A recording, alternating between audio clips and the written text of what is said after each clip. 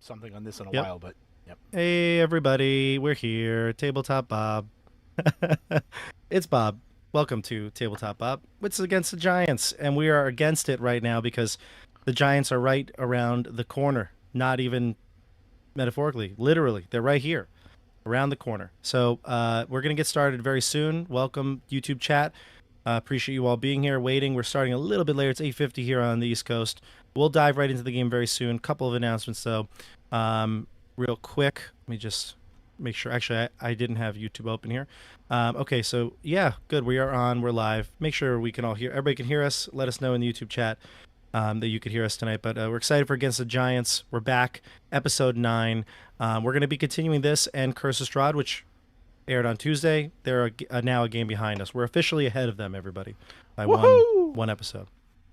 So we're going to be doing these 2 streams. I don't foresee that many stops from here until the summer. So hopefully everything goes smoothly and, plans always go right. But otherwise, check out Discord. That's where we're making all of the, if there's ever a change of schedule, it'll be there. All right. So tonight I am drinking black cherry polar seltzer. I normally do not drink seltzer ever. In fact, I don't like it at all. So I'm drinking it, and no, not doing anything for me. But I put ice in it because it's so hot. It's so hot here. My question to you all is, do you like seltzer, and what's wrong with you if you do? I'm happy to start on that one. You guys know how I feel about ranting. I don't get it. Please. It's water that tastes like sugar. I'd rather have like any. Sugar. I'd rather have any other thing that is done with water. Beer, wine. I guess those are the 2 that come to my mind. Coffee. Like, why? When I want water, I want water. When I want other things, I drink other things. Like, why do I need my water to taste better? Like beer and wine. And it tastes, that's it. It tastes terrible. It's got that, like, weird artificial, like, gross taste on it. I don't even like it mixed with my alcohol. Like, keep your seltzer to yourselves, please. I mean, when I was a kid, it came, like, a guy brought it to your house, right? Like, in those little, like, pressurized little things. You guys know what we're talking about? Guy brought it to your house like the milkman did, and you had seltzer in, like, a pressurized glass bottle with a... Jeff, this? Am I out-aging or pouring you? I've never had seltzer delivered to my house. Oh, my God. We had a seltzer man. I think that's a regional thing. I think that's only in New York. Only in New York? Seltzer to get it delivered to the home. Anyone else ever have seltzer come into the house? Glass bottles. It had, like, it was one of those little spray things like you would see. Yeah. And they'd have those like at bars and stuff, but never at delivered to your home. That's weird. Oh, I guess because I grew up in a bar. Or maybe you grew up with drunks, yeah. It says something, doesn't it? Monkey see, monkey do. Yeah, I don't get it. Keep your seltzer. I don't care about the cool new flavors. Take it and shove it. Water's delicious. I love water. Chris, what about you? Don't you remember the beer man? He came every day and delivered 24 beers. Oh, that would be useful. I wish he would come to my house right now. 24 beers. I like seltzer. I think it's tasty. Oh, Chris. I like, like, especially when I found myself on a Diet Coke kick, and I was trying to, like, kick that habit and was drinking seltzer instead. I guess that's okay. We'll allow self-improvement here on the channel. Otherwise, I would have had to kick you out of the game right now. Unbelievable. No. What about you, Nate? Seltzer guy? I've never been a seltzer guy. I like beer. I like soda. I would assume. But that's not to say I think seltzer is great. It should exist. Flavors are wonderful, and that's because Serves I a love role. it to mix with things. Um, whether booze or like what I was introduced to as a child was orange juice and seltzer, which is excellent. Uh, I should have tried so that. It's there's even a better with place. champagne. I'm sure. I think there's a place, but I don't like it plain. Okay. Fair enough. Tim? Yeah, I'm gonna go hard opposite of John on this one. I don't like water. You know what fish do in that stuff? It's good for swimming in. It's good for paddling on. I don't drink it. Good for showering in. Seltzer though, seltzer is a gentleman's drink, and by that I mean like I like to mix it with other gentleman's drinks. Like you run a There you go. Paloma, a little tequila and grapefruit seltzer like that. That's it slaps. Seltzer wise, I'm not like a kind of guy who's gonna open a can of seltzer and be like, oh, it's a hot day, I want a seltzer. Like no, that's not doing it either. Seltzer's a phenomenal like mixed with something else. Like Nate, I'm with that. 100%. Okay. All right. So you're not totally sold on seltzer though, because you don't drink it plain. No, that to me is crazy. That's absolutely insane. That's kind of what I'm talking about. Oh yeah, well, that's weird. But Yeah. I feel equally strongly about drinking like plain water. Like, what are you, some kind of you sicko? Jeff, Absolute what about you? monstrous behavior. You know, I love milk. Now you're grossing me out. On a hot day, big tall glass of ice cold milk. I'll tell you what. Oh my Yeah. god. When you're thirsty. I What about love you, it. Jeff? I'm ambivalent about seltzer. Ambivalent. Yeah. I mean, I won't pay money for it, but if that's if I'm at It's not someone's house and that's what polarizing. they have- Oh, I see what you did there. oh, nice. Polarizing. Good one. Oh. I like that. Just pumped I Difference caught it between before two. Bob did. You might win the whole Schweppes stakes. No, No. not quite. I'm leaving. Sorry. That's the way this is going to go. Nope. That one really fizzed out, didn't it? Yeah. Dasha, what about you? So I never understood the difference between seltzer and just regular like sparkling or mineral water. I like Branding. don't It hate is. it. I drink it. I feel like it's gotten like better marketing. Because I grew up with like a San Pellegrino on the table at family gatherings, like the sparkling Ooh. water that was just Wow. there for the kids to drink while the adults drank the fun stuff, right? Right. That was the kids' drink.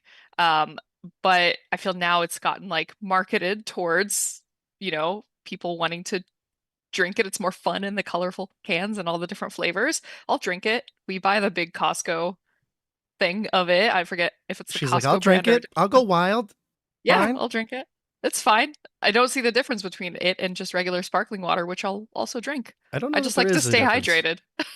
Chat, let us know is there a difference between sparkling or maybe anyone here is. I assume that's just carbonation in water. I had to look it I- up, and the quick AI overview, which we shouldn't always stress, but just says seltzer is artificially carbonated neutral tasting water, while sparkling water is often naturally carbonated and contains minerals Naturally. that give it a unique flavor.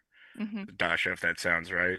That sounds right. Yeah, I feel like Yeah. mineral water, sparkling water tastes a little salty, Really? whereas seltzer is just that flat taste of artificial flavoring. But there's a brand, and it might be either the Costco brand or I think it's Spindrift, which Costco carries, that uses actual fruit juice to flavor theirs, and it's slightly better than just regular old seltzer. So I don't know, but I'm neutral.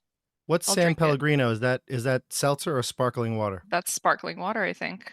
And you had this all the time growing up? It was just on the table? Well, for children, yes. That or like a Martinelli's, like if we're getting the Wow. sugary option for a holiday. Fancy. I didn't. I drank from the hose. That's what my parents gave me. Got to keep it classy, Wow. Bob, with the San It is Pellegrino. Shasta. Interesting. All right. Well, that's it, everybody. You know how we all feel about seltzer. So let's jump into. Oh, look at that! He's got it right there. got the He's little literally Martinelli's drinking right here, Martinelli. buddy. Nice. I love that. It's my Yeah. childhood. It's great with tequila. That's not your childhood. I know. That's not my childhood.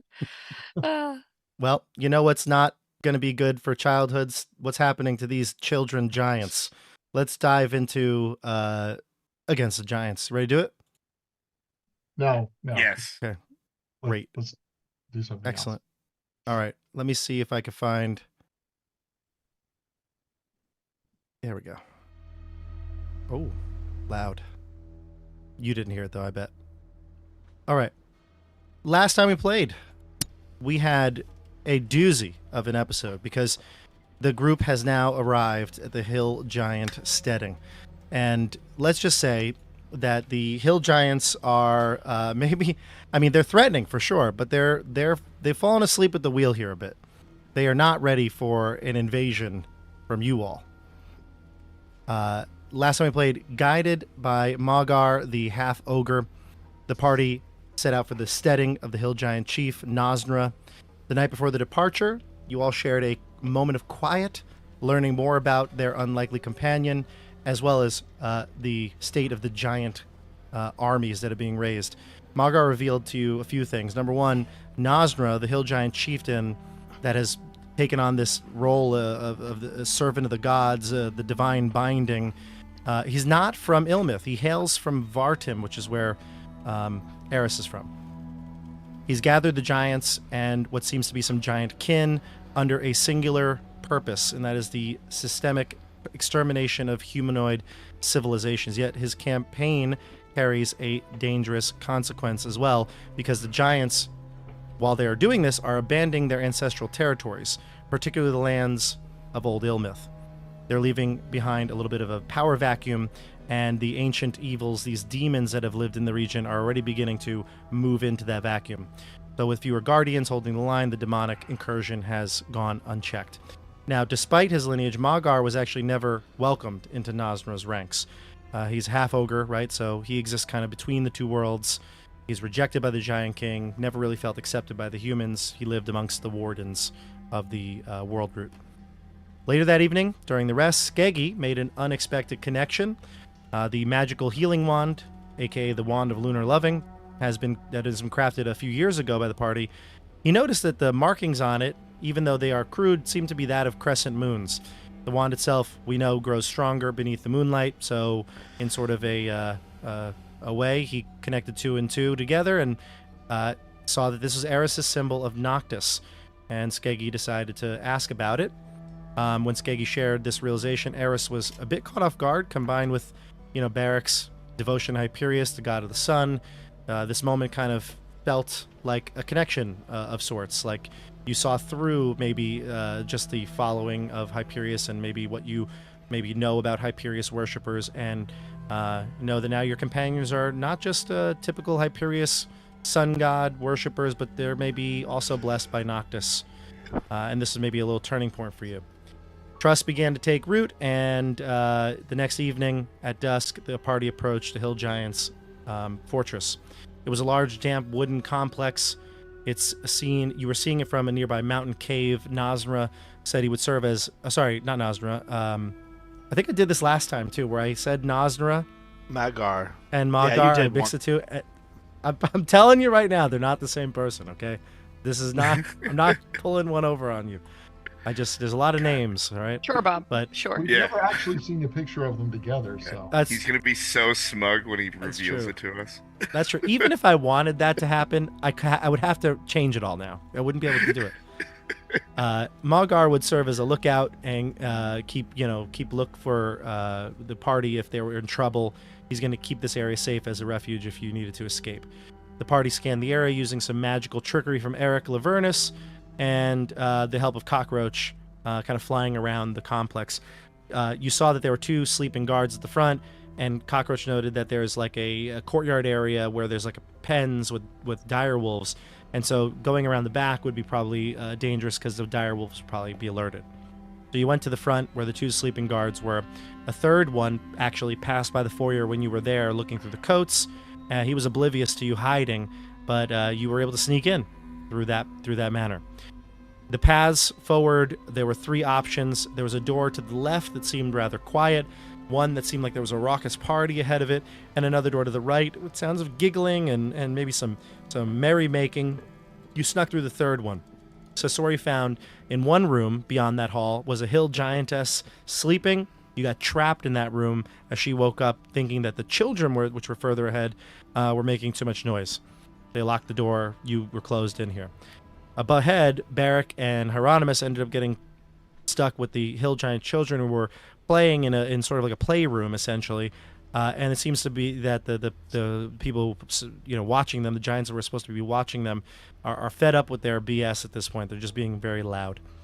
And then finally, the rest of the party went to the east, and a door opened where giants, silhouetted giants, were coming from that room. So that's where we left off. There's a whole giants everywhere, around every corner. Let's go to our Roll20 screen and get started. All right. Let's begin here. There we go. And I'll switch it for our Roll20 viewers. Okay. Yes, here we are. All right, so the door is opening. I'm going to go ahead and we'll say Eris and Erik, I think. You two are on the right-hand side here. I'll let you react first. So the door opened, and you saw giants inside. You could see the silhouettes of their of them from, or I guess it'd be the shadows on the wall from within. And I'll open the door so your models or your tokens can get a better peek, but you have not been spotted just yet. All right, let's do it. Do you see it? Yes, can see it, and I'm looking to see if I have an invisibility spell, and I don't think I do. I do. Okay. Yeah, if we can go first, I've got a solution. Sure. Can I cast invisibility at 3rd level? You do have invisibility. I do, and I can cast it at a higher level to get a second person. What is it? 1 level up is 1 extra friend? One level up is 1 extra person, yeah. When you cast a spell using a spell slot at 3rd level or higher, you can target 1 additional creature for each slot level above 2nd. So, 3rd level gets me and Eris. Okay, so that'll work, yeah. So in that round, like I said, you weren't spotted. The door flings open, and you do see now, in your invisible state, giants come from out within the room here.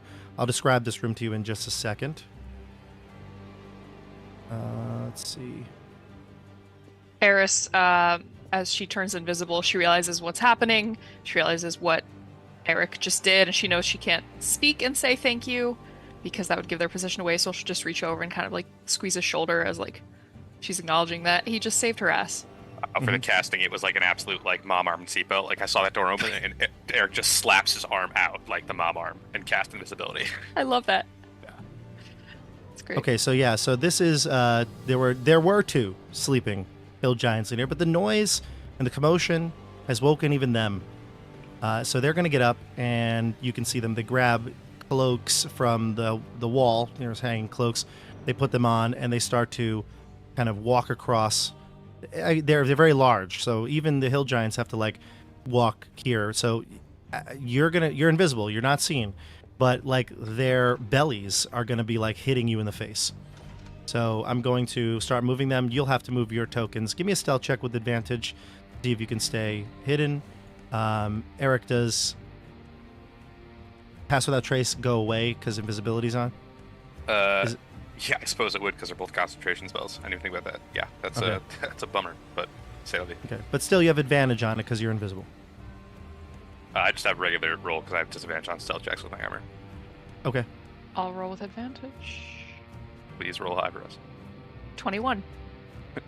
5. 5. Oh boy. All right, move your tokens down the hall. Ooh, creepy crawly. Which way are you going, Harry? Well, that way. Okay. Oh, you're going. that You're going that way.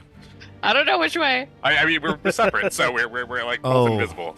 We're both invisible. I wouldn't know where Eris goes. We can't see each other. So I feel left. You Eris went this assumed. way. Yeah, you were headed in the same direction. Yeah, that's. So, just for people who are listening, Eris is heading north. So there was a passageway that turned north at this end of this corridor, and the room is to the south. All the rest of the party is to the west. So now you're separated, Eris, from the party by 2 giants. Let me just start rolling up a new character sheet, because this is the end of Eris, I fear.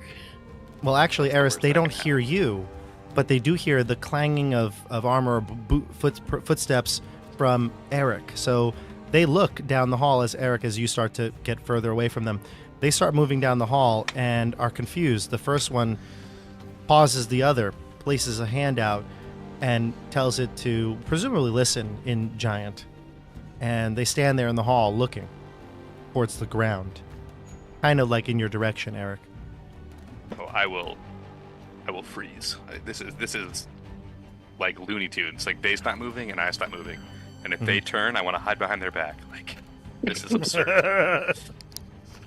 All right, we go down to Skeggi. Skeggi, you hear the giants obviously coming out of the room. You hear them even speaking to each other. I know you don't speak Giant. You don't get the context like Erik would, because you can't see them right now. But Mohag you're on top of him, on his shoulders. You were just unlocking the door, right? Yeah. Do I hear any activity inside the room? The room is pretty silent right now. It's been silent for maybe the 30 seconds that you've been standing here.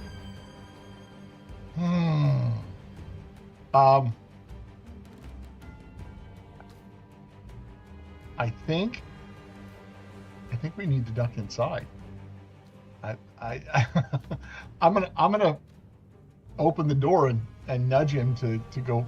You know, I'm gonna open the door and urge him to. I mean, I'm on top of him, so I guess. What'd you say, Skeggi? There's a duck inside. If he's literally holding me up, I will put a hand over his mouth. Do it. There's a duck. He's okay. Quiet. Do I have any time left, or am I just toast? We're not in initiative here. Okay. Well, at this point, I want to open the door and glance in to see if there's anything activity, and then we're gonna duck through the door. Okay. Yeah. You duck in Every the door. option seems bad here. If it were me alone, I'd just hide, but I'm not alone. Yeah, the door opens. Mohag. You're blowing up my spot. I was hiding just fine. Well, shove over. So it takes Mohag his action. He will be the one to open the door, because remember, we're inside. You have to take an action to do it. He opens the door. It opens a crack enough for you both to get in, and you scurry in. Now you do see what the light from the hallway, the sconces that are out here, they do produce a little bit of light. You can see a large mound in the bed. This is clearly the hill giantess. And when the door opens a crack, she actually rises up in bed. She scrunches her eyes, she rubs them with her palms, and in this moment, while she's doing that, you scurry. You have a couple of options here. Where would you like to hide? Again, I can describe this room to you, but you can see there's a workbench, there's the chest, there's the rug. Is it Sasori, were you hiding? Did you make a stealth check for under the rug? Yes. Do you remember what it was? I'll scroll back up. I mean, I think it was pretty crazy good. Was it crazy good? Okay, if it was crazy good, you won't know. But Skeggi, I think you have a pretty good passive perception, so you might notice a lump under the rug as well. Yeah, my passive perception is 17. So, okay. Oh my god, there was a lot she's practice moving, rolls but there. she's not looking at us. She sat up in bed, yeah. She sat up in bed. Is the room dark enough that I assume that she's seen us? It's dark, and no, you don't think she's seen you. Okay. Then I'm going to try and slip off of Mohag, and I guess I'll try and tug him over this way. Mm-hmm. Go ahead. Yeah, so you move. Yep. Mm-hmm. So there's, drag him along. Perfect. Yep. Yeah, And there's look a at little, low. yeah, give me a stealth check. There's a workbench there. There's a chest. There's lots of things to hide behind. Low against the workbench. Oh, that's sleight of hand. That's not what we want. 18. Okay, great. All right, so you grab Mohag, throw him under the table, and you get under there up against the wall, and you hide. The hill giantess clearly is awake, though. She's looking around the room now. She's peering out. She's mostly looking towards the door because it's cracked open. She doesn't seem to move just yet. Sasori, I would say you could see this whole thing happening. You poke your head out from under the rug. You can see two figures scurry in. It's hard to tell in the quickness that they do it, but it's two of your friends, you would assume, rush into the room. And then I'll let you act next, and then Barak and Heironimous will come to you. I don't know that I'm going to do much. Nothing, my spot hasn't been blown up yet. No. How far away is the door? Are these 10-foot cubes? I think everything is actually as it is, so your character's in a 5-foot square. So, like, it would take you 5, 10, 15 to get to the door? Yeah.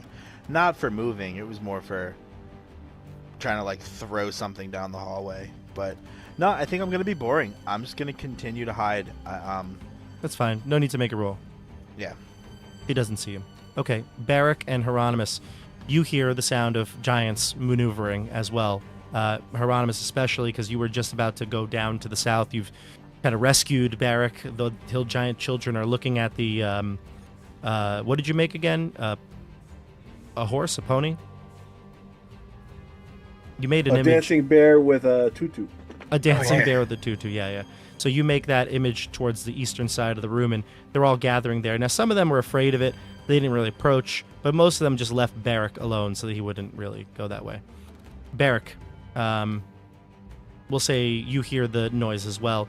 And when you hear that noise, especially the hill giant children that are nearby, they know that they're in trouble. So they start speaking, communicating to each other in giant. And the ones that are over here are kind of like, Erik, quiet, Mom and Dad are coming. Like that sort of vibe is what you get. All right. I'm going to turn and leave the room. Is there a way... Do I see a lock on this door? No, I don't believe so. Mm-mm.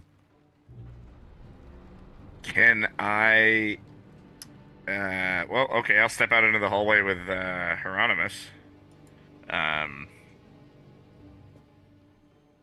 Hey, bud. And I'll close the door behind me. Okay. And say, should I try to, I was thinking about trying to lock this door, trying to jam it shut. No, don't do that. We want them to get out. Get in the corner. And I point to the north corner. I say we want them to get out. Okay, and I run to the other corner. Which way does the door open? In or out? Good question. My intention is to get here, pull the door open so it like blocks us, kind of in the corner, and then make a bunch of noise to see if the giants will come running out, and then take the attention away from the. I'm hoping that they'll cause chaos. I don't think the door swings outward here. I think it would swing inward. Right. I just Googled it. I feel like this is normal. Doors usually swing inward. Plus, with the giants, they got to maneuver around. These are even tight to begin with. If we're in a public building, they have to swing outward in case of a fire, so that you don't have to pull the door in to get out. They weren't thinking of OSHA rules when they built the steading. I'll tap him and say, "Should we go inside then? They don't seem like they'll attack us." I'll just... Yes. Okay. So help me God. Get them We'll go riled inside. up. Who's the fastest? First one to the coats wins. Well, when we go inside, Barak's gonna start rummaging in his pack, reflecting that he might want to clean it out once in a while. And he pulls out two dirty, gross cobalt blankets that I have from way back, and I put some rations in them and ball them up. And Barak thinks back to making shoe toys for Hyper when he was a little lad, and he makes these little these two little like balls with rations in them. And he, I think it'll draw the giant children towards them. I take one out of his hand. Okay. I look at it. And I hit him with it in the head, like a prison soap towel. It's got cloth on the outside. Then I throw it back at him. And I'm gonna throw one at the giant children. See if they are interested in a ration chew toy. That's my goal. Toward, Might as well try it. toward the giant children, not at the giant children. Yeah, over the giant children. The giant children, the ones that aren't worried about the parents yet, or about the elders yet, they get it, they pick it up, and they throw it like a ball. They start playing with it. Keep away, monkey in the middle, that sort of thing. Oh, I got a ball for them. Thinks about the dinner later that's going to be so much smaller because of the wrapping the rations inside. And realizes that was not smart. The giants are coming down the hallway. Erik Lavernus, you can keep moving, but they're scanning and moving slowly. We'll equally move slowly. Did we get to this? I'm sorry. Did we get to the side of the door where it opens so that if they come in, we'll be behind it? That's where I want to be. You could, yeah, that's fine. Mm-hmm. Okay. Scooby-Doo logic. I want to get to like this The corner. giants are wider than their own hallways. Yes. Yep. Mm-hmm. They're big people. I think They're we. like gelatinous cubes. Yeah, I think we mentioned this, that this was kind of repurposed for the giants. Okay. It was it's been here for a long time, this steading, and the hill giants have commandeered it. All right, so they start moving.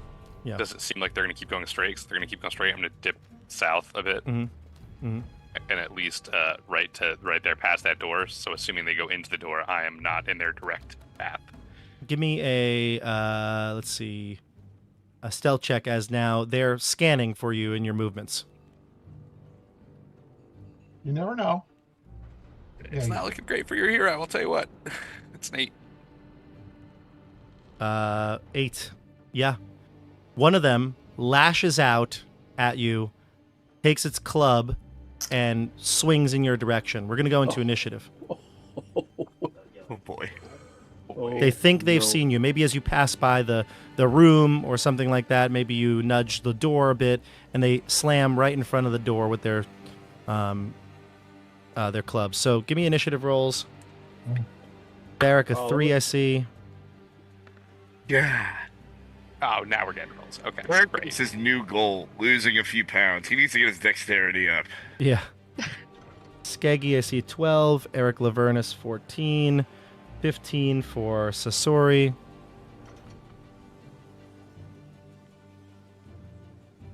Eris, 22. And Hyro, what'd you get? 12? 12. Okay, great. And I'll roll for Mohag.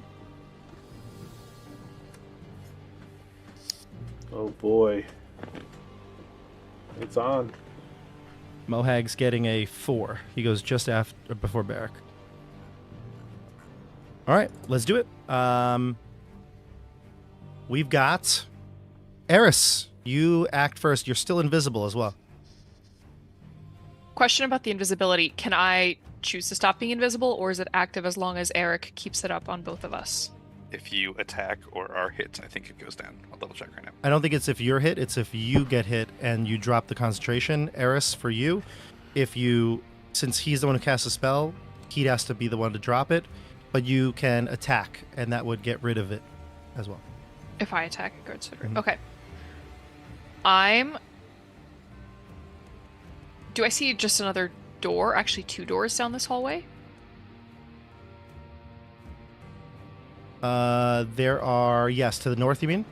Yes. 2 doors. One straight to the north and one on the left-hand side as you get up that way. Okay. I'm not going to attack yet, actually. I want to move up as close as I can and see if I can hear anything coming from behind these doors. Okay. All right. Act wording really quick, Dasha, is the spell ends if the target attack or cast a spell. So if you start casting magic or attacking. It goes down. Until then, Great. you're invisible.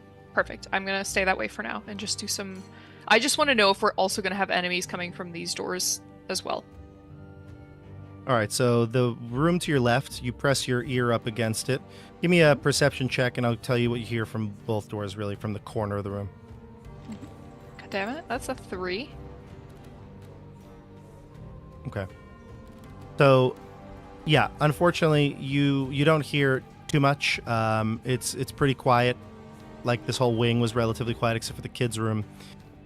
You don't hear anything from that room.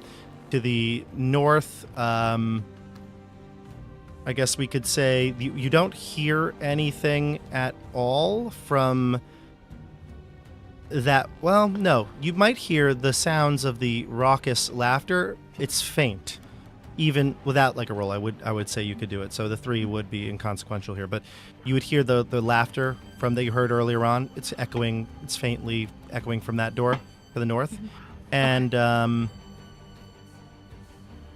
smell of food, I would say. That's pretty obvious without having to make a check. Okay. Cool. I just want to measure how much of my movement I had to use. Oh, sorry, I moved way more than my... No, I didn't. No, I didn't, because I double moved. Yeah, so you can go the whole hallway if you want. Yeah, I also forgot that I am a monk and I have a large walking speed. I'm going to stay where I am for now. I think that's as far as I can go. Okay, great. Now we'll jump back down to the group here. I have to roll for the giants. I forgot about that. Okay, let's go to Sasori. Sasori, you hear a sound of combat right outside the door. When well, I guess I'm under the blanket, so I don't notice that. But you'll notice the hill giantess look like she's about to get out of bed. Yep, she's about to get out of bed, and I'm gonna throw a whole bunch of caltrops on the ground here. And then I don't want to attack anyone. There's like not a single good option. And I have so many questions, but Sasori saw nothing. Absolutely saw nothing. How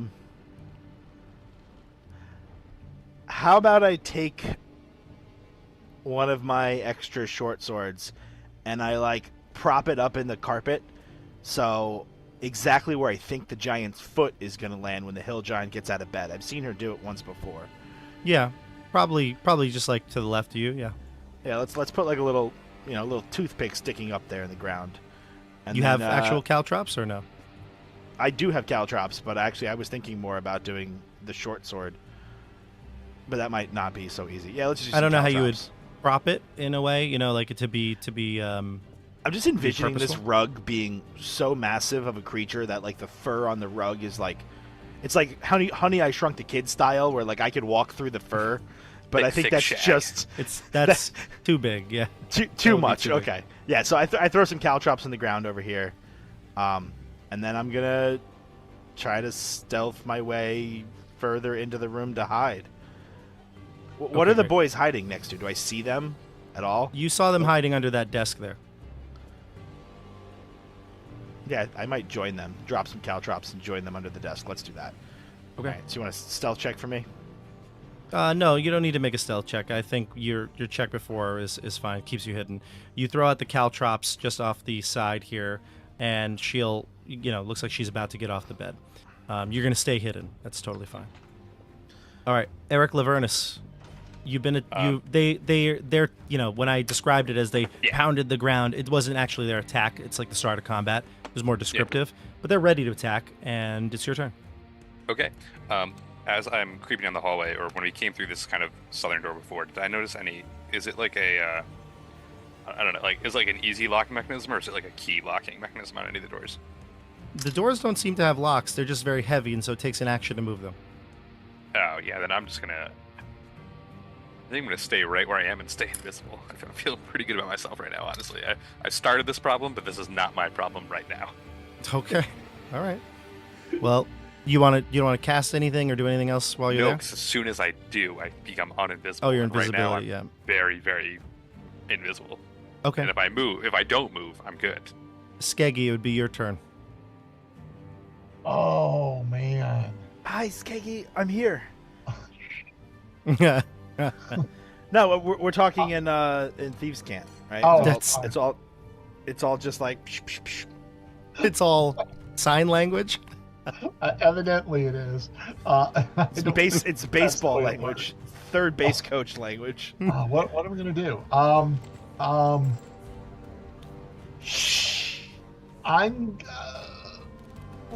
gonna have my hands on my short swords, and I'm gonna hold my action pending her discovering us. I'm watching to see if she notices us, and if she does,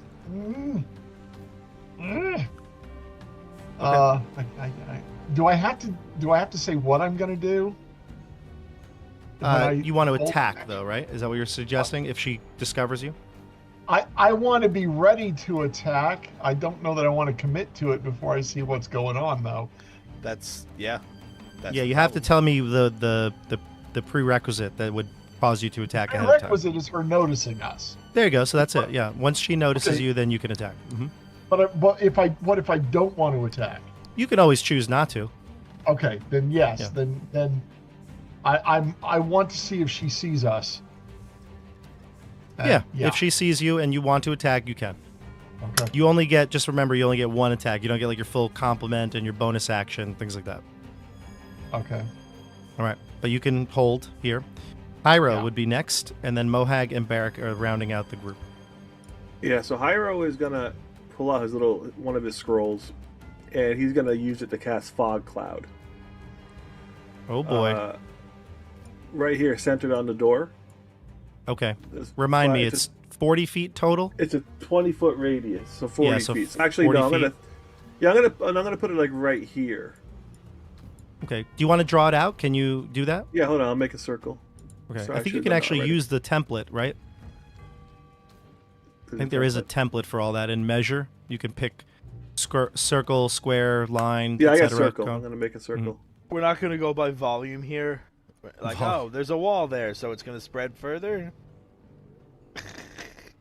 While you're drawing that out, it's tough enough. While you're drawing that out, and everybody just keep talking, just a discussion here. I'm just going to step away from the computer for 1 second.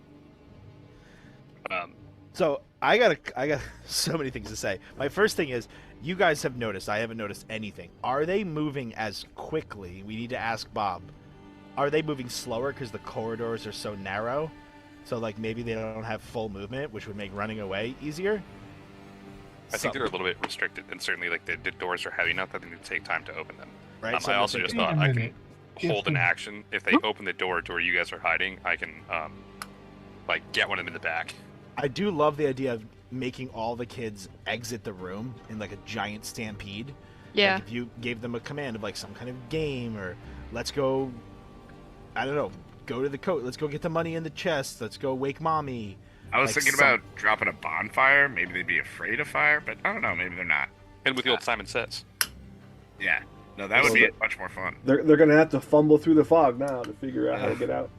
Well, I would love if the fog spread much further because we're indoors, but I don't think we're going to do that, even though it's I got the logical. circle there. That's the best. I know. It's huge, though. That's still great. Just say, it's wrapping into that room and obscuring you guys. Yeah, those are my main ideas. Of those kids got to be a good distractor for us. Are we trying to get out the way we came, or there's that long hallway I am currently down that has to I'd like to continue in. By the way, Jeff, you guys are next to a chest if you want to get greedy. We've already established that chest is full of coins. Yeah, I already tried that. We did come here on a peace mission also. Did we? Just to refresh everybody. This was supposed to be a diplomatic voice. Yes. That's why I'm trying not to behaved kill in the a very kid. diplomatic way. I mean, as long as we don't start killing people, I think we're okay. Are we under the impression like should we just stroll in proudly and not try to sneak in at all? Like, should we just run I think out? we snuck in at this point. It's pretty clear. We chose violence. I mean, I think we can still if we can get out of this one unscathed. I think Yeah, we for can sure. like I only heard the last. That was weird. I only heard the Pirates of last the little bits of Caribbean? this, but I didn't hear. I don't think you guys did something necessarily so wrong. I mean, Erik, you're loud. Well, are we here on a quote unquote diplomatic mission, or are we here to like stop Nosnera? Well, and again, those might it might not be one or the other. They might not be mutually exclusive. But I mean, like, you're on a diplomatic mission to Alderaan. This is a counselor's ship. I don't think if we start like Pirates of the Caribbean this and say like parlay, take me to your leader, I don't think it's gonna work. I would say, based on what Margar said, I would assume like we are trying to not kill the local hill giants, and if we have to, we're killing the Martim giants if any of them came with Nosnera. I mean, we literally snuck onto their base. I think if push comes to shove and we get violent, they're going to get more violent, and it's not going to go well for us. Yes. No, I think there's a lot of them. Yeah. No, I don't think fighting is an option. We're going to get our asses kicked. Maybe if we assassinate Nostra, that could be like one. I always kind of figured that the only thing that we're trying to do in this way is sneak in and assassinate Nosra. When did I become the voice of peace? What happened to you guys? From what I understood, I misunderstood Voice the of mission. Peace needed to Sorry, speak Dasha, up a go week ahead. ago. No, it's okay. From what I understood, or what I remember Magar saying, that the hill giants are kind of stupid, but Nosnera is a little bit more high intelligence and maybe willing to actually have a conversation of some sort. In my view, I thought we were trying to get past the grunts and get to the leader, because the grunts are maybe going to take us out regardless because they don't know any better and they're violent. Whereas Nosnera, he's probably still violent, but maybe we have a better chance of at least having some sort of talk. I don't know what argument we have to get him to stop doing what he's doing, though. We don't know why he's doing what he's doing, though. He thinks the world's ending. So, like, I think last week we talked about the idea being like, hey, man, the world's not ending. Was like a good starting point for the. He might not accept that. But, For the record, it was Hyro's vote to kill him. I think Eris has her own reasons for wanting to speak to him, which she may or may not divulge to the group. Whatever. I think we can certainly. It'll be easier to kill him if we're in a room with him as opposed to being hunted by 3 giants in the dark. Like, if we decide violence is the answer, I'm not inherently opposed to violence for a variety of reasons, but like trying to take out 3 giants, 20 children, and then get to him and be like, by the way, we're here to kill you too. That's not going to fly. Well, let's see what happens. Heironimous, it's your turn. I cast the fog cloud, and it's there. How big is the fog great. cloud? It's a 40-foot diameter circle. And Eris may not be able to see it, but the fog line is there. If you want to move your token, Dasha, just down so you can see it. It's the purple circle. All right? Does it go through the walls? It permeates, I think, around corners and things like that. So I think it would fill open. the area. Yeah, it's not like it doesn't go through the wall, but like it appears in the area of that circle. Yeah, the door was open, so it would have gotten out there. So There's it's area of effect. It's drifting into the room where we are.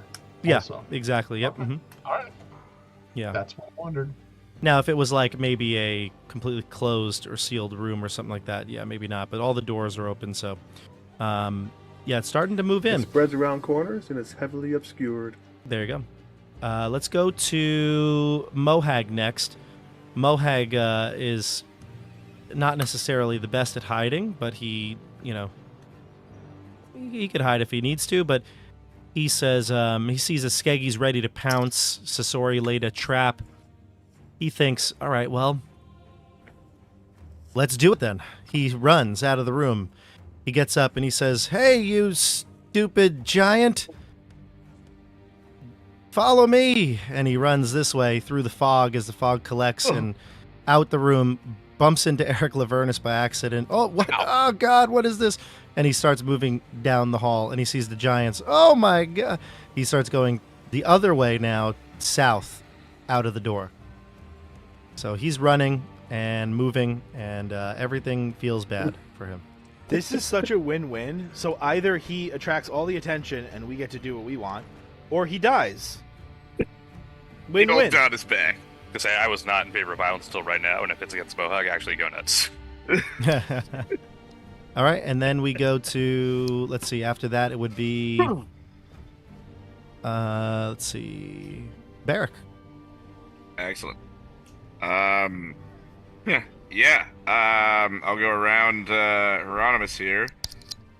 Hey, usually when you pass gas, it kills us. As I pat him on the back and push forward. I'm gonna hand him the end of a rope. All right. I mean, I don't know if it's necessary. You can just grab onto your cloak or hold hands. Well, I figured just because he couldn't move on my turn. Oh, right, yeah. I don't know. Shoot. Bob, when I get to this corner, well, what do I see? You won't see them. Great. Because of the fog. I'll pause at this corner and listen. Okay. You can hear the sounds of the scuffling giants, but you don't see them yet. I'll just step back to right here for now. And take the hide action. Can I do that? You can hide, yeah. Barrett's like, I've never hidden before. I don't know what to do. Stealth check, and you have advantage because you are obscured. Excellent. I have regular.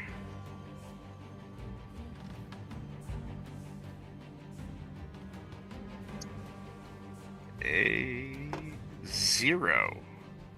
Okay, you made some noise, yeah. Wait, hold on. What if I don't take the hide action then? Well, then if they get close to you, they would be able to see you. If they get within like 5 feet, they would know where you are. You know what I mean? Okay, so this doesn't like hurt me worse than doing nothing. This would have been like, you know, if you made this check, let's say you succeeded, they might unknowingly walk right by you because you have the ability to yeah. No. But it's the same as if it's the same as if you did nothing. They walk over. Cool. Once they get close to you. Yeah, that's fair. They see you. Yeah. For sure. They still can't see you until they're like, they technically won't even be able to ever see you, but they would like know their presence when they bump into you. You know what I mean? Sure. So, and they would, if they attack with disadvantage, like you were invisible. So, you know, but if you had hidden, then maybe they would walk right by you. Yeah. Cool. Thanks. All right. So now we go to the giants, and they start moving. So they hear movement. These giants technically don't even hear or see Mohag, but one of them will head to the south because they know that's where Erik Lavernus is, and will try to attack the spot that they last heard him from. The other will pass to the other side, going towards the hill giant children. He'll just keep going. So 5, 10, 15, 20, 25, 30, 35, 40, 45, 50, and he will get to about here, and maybe as he turns the corner, like bump and feel his foot kind of step towards you, and maybe bumps into your armor. And he says, hey, and lifts his club up. He'll have disadvantage to attack you. This one's going to attack for Erik Lavernus. Let's see. Erik, what's your armor class? 17, because I'm invisible, I think I have advantage on it.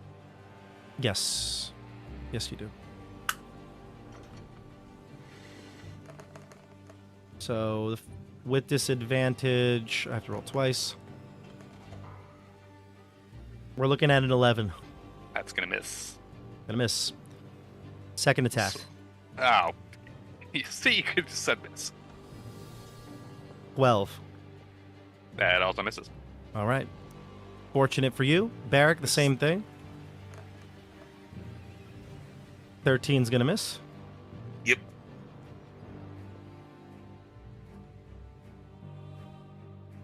And the second attack? 23 and a 9. So that's going to miss as well. Okay.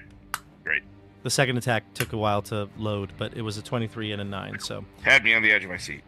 The 9 misses, and but they feel like you're in the vicinity. They sense a presence.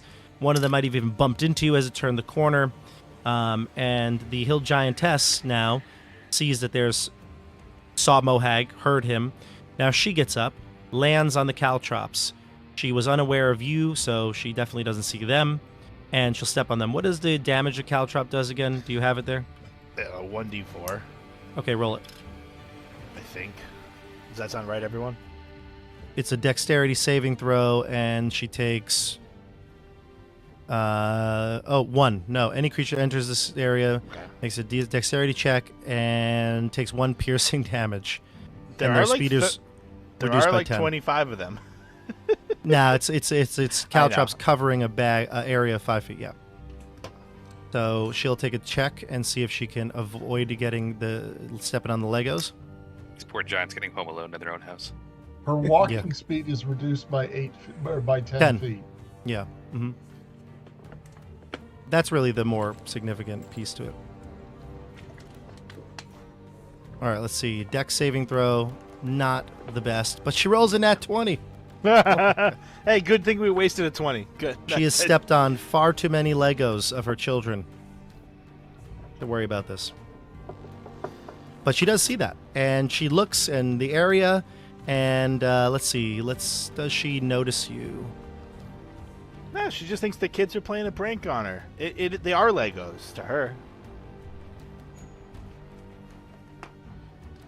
She does not see you, though, that's for sure. She does scan the area. She's taking her turn to look, and you get the sense that she keeps looking, looks by you, but she's starting to feel like there's people around, so she's going to grab like a weapon or something like that from the chest. Or behind the chest, something like that. She'll grab a club somewhere in the room, and she'll get ready to attack. All right, next up would be top of the order, Eris.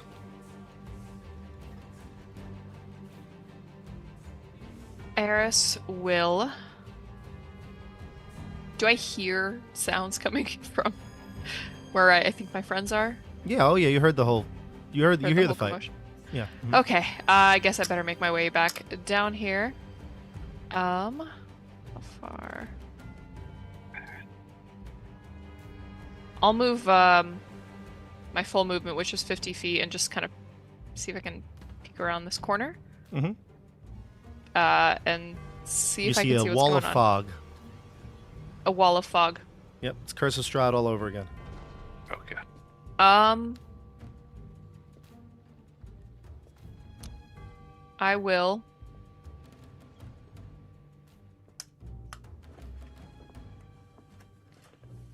ready an attack for if I personally get attacked by something or something comes at me, but again, I'm just scoping out the area. She's not gonna make any rash movements here. Do you have a weapon you can attack at range or no? I have a dart. There's already a dart. Mm-hmm. Okay, great. And then we jump to Sasori. Erik, you're on deck. I mean, seeing that there's a big cloud of fog here, I feel a little more comfortable trying to duck, dive, dip, and dodge in and out of these people. But I am not attacking. This just seems crazy with all these hill giants right here. So I'm going to do my best to try to go find my friends. So I'm going to tap Skeggi on the shoulder and be like, let's go. And I'm gonna try to double move here. Okay, go ahead. I'd say since she's alert and looking, this would require. We're in the cloud. But so it would require a stealth check because you're moving when she's looking, listening, observing for you, and the cloud would give you advantage on the roll. Would you like me to do the check first? Yeah. Mm-hmm.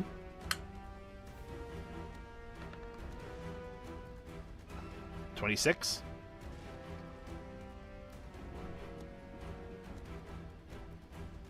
Yep, you do succeed. I rolled for her anyway, but yeah, you do succeed. Go ahead.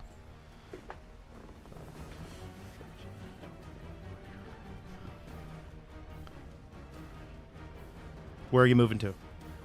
Up here, because I don't know that I know what Mohag did. And there's a problem, actually, John. I just realized. You cannot move through the giant's squares. This giant is blocking the doorway. You can't do it. You're not allowed to. I can't go under their legs? You can't. No. Mm-mm. There are some features that allow that, but you don't have it. I do not have that. It's my plan too, John. I'm not going to lie.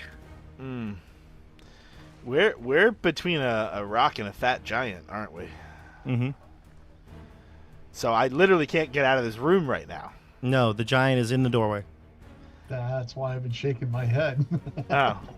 You've been quiet. Well, I'm not Yeah, attacking. because there's a giant like 10 feet from us. That's why. Actually, you probably couldn't see it actually because of the fog. So you move and you realize, oh dear, there's another big body right outside the door. Yeah, maybe I bump into it or something. I guess I'm stuck there. We're shit out of luck. I'm at a loss for words. Sasori has no idea. I guess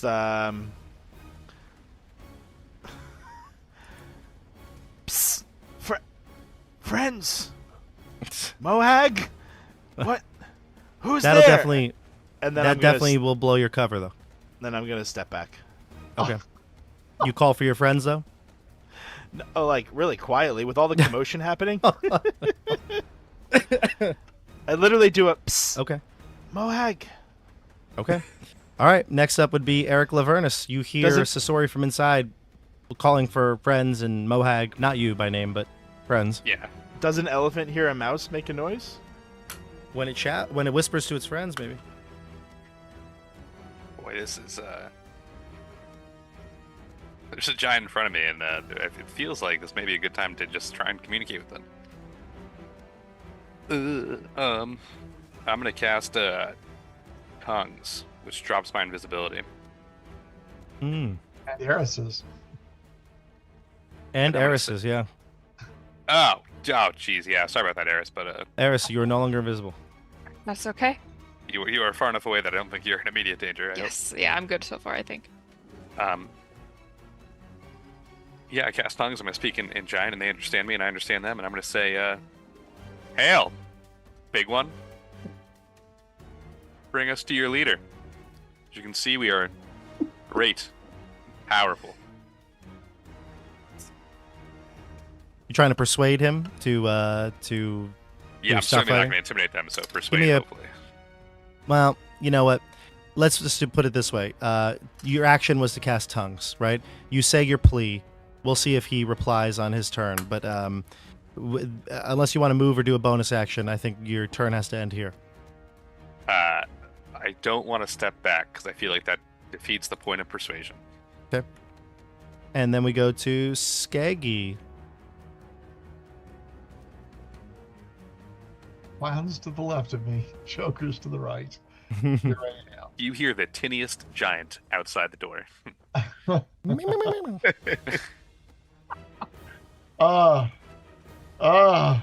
I'm gonna slide back against the wall. I guess short swords at the ready, and I'm going to hold my attack in case someone comes at me. Okay. I don't know what else to do. We're cornered. I'm just trying to be as small and insubstantial and insignificant as possible in the corner of that desk. Well, I don't think attacking is going to make you insignificant. Well, I said he's not attacking. Is if they attack. Yeah. Yeah. Mm-hmm. I get you. Heironimous. Heironimous is going to step out into the hallway. And, I'm going to stop moving Cockroach. He's on my shoulder. Just it's annoying to drag him with me every time. Yeah. So, I am going to... I can't see anything. I know he's there, but I can't see him. You could like sense that there's something at the end of the hall, yeah. Yeah. You heard commotion. I'm going to step over here a little bit further away to the corner. And I'm going to then cast is Mirror Image concentration. Stand by. It is not. That would be weird because the whole point is you can take more hits. Yeah. I'm going to cast Mirror Image on myself. Okay. So multiple clones of you spawn out. You have duplicated yourself, and you hide in the northern corner. Mm-hmm. It's I think it's 4, and then every time they hit you, it's there's a number they have to roll over. They have to roll like a 15 or higher. All right. Yeah. So I'm gonna cast that, getting ready for a fight, and then I'm gonna kind of back to the corner. And that's what I'll do. Yeah, roll a d20 to determine the duplicate. With 3 duplicates, a roll of a 6 or higher. Sorry, that's low, obviously. So 6 or higher would hit a duplicate. Then it's 8. Then it's 11 when you're down to 2. Okay. All right. Perfect. So that's your turn, and we go to Mohag next. Mohag sees you appear, Erik, and has his axe at the ready, but we'll pause, I guess. He'll ready to attack. He'll come up next to you though, and ready to attack. And then we'll go to Barak. Awesome. Do I think I could climb over them or jump over them? Definitely, it would take a check. Yes, I think an athletics check would be able to maybe, either, like you said, maybe not climb over the top, but like, get past them. Like almost like in the NFL, you're trying to get past a defensive person. But that would be the action. Yeah. I don't want to leave.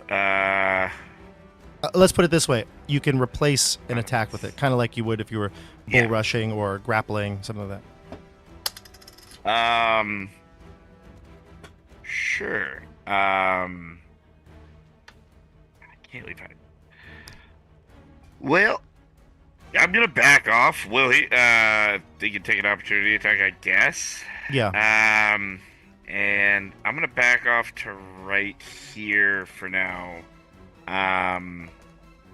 And I just wanted to know if I thought I could when I was next to it. But did I hear Tim? Did I hear that? Yeah. Mm-hmm.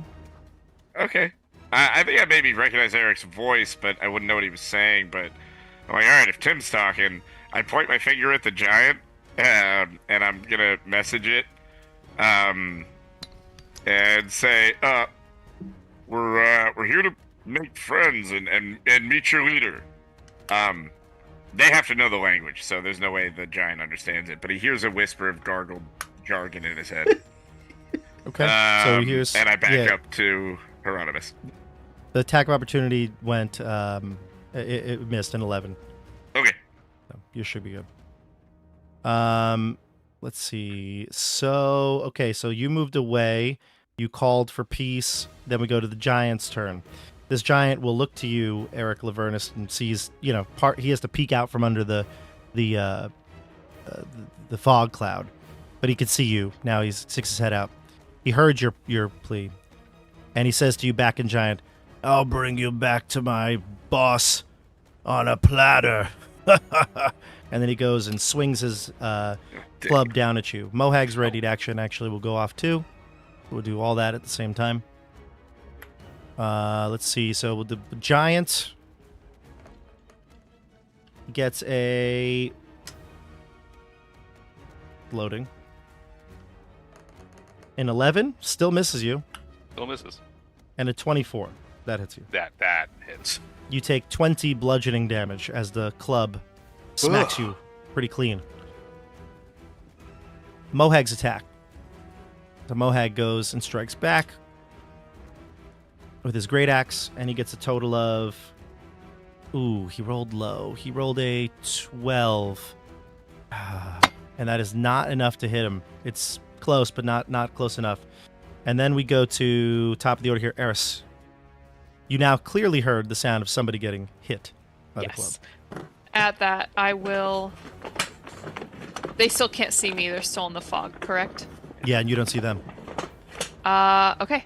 I will... Question, how tall are the ceilings in this place? In this area, they are pretty tall, 20 feet. And does the fog extend all the way up to the ceiling? Or does it stop at a certain point? It does. It does go to the ceiling. Okay.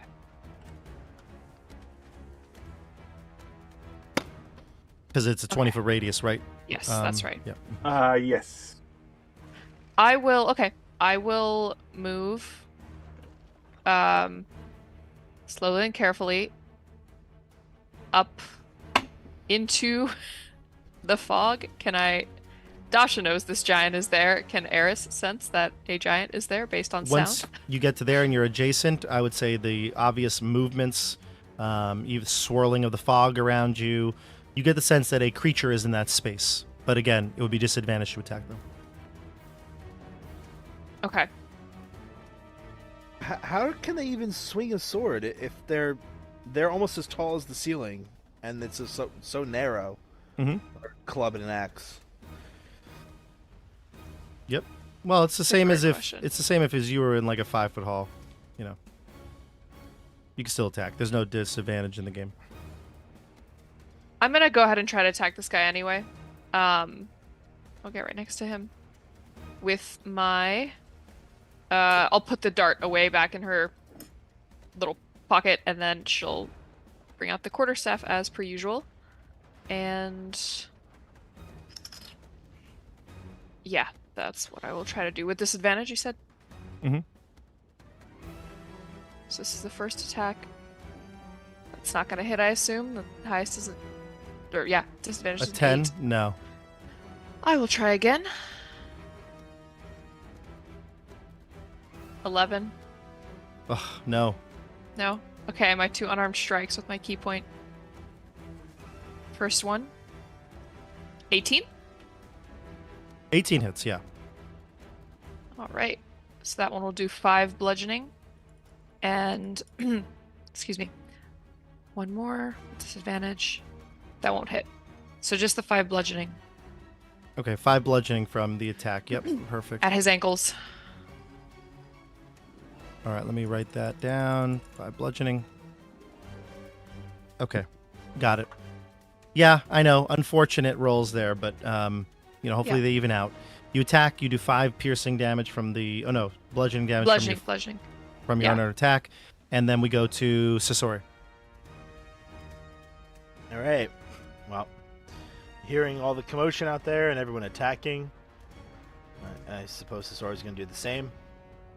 So I'm going to attack the one in the doorway because he's truly the one that's in my way and being a problem here. So I'm going to roll with my longsword. Mm-hmm. And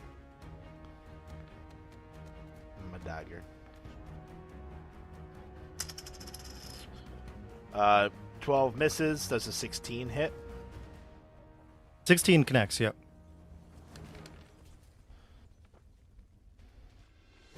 Do they take poison damage?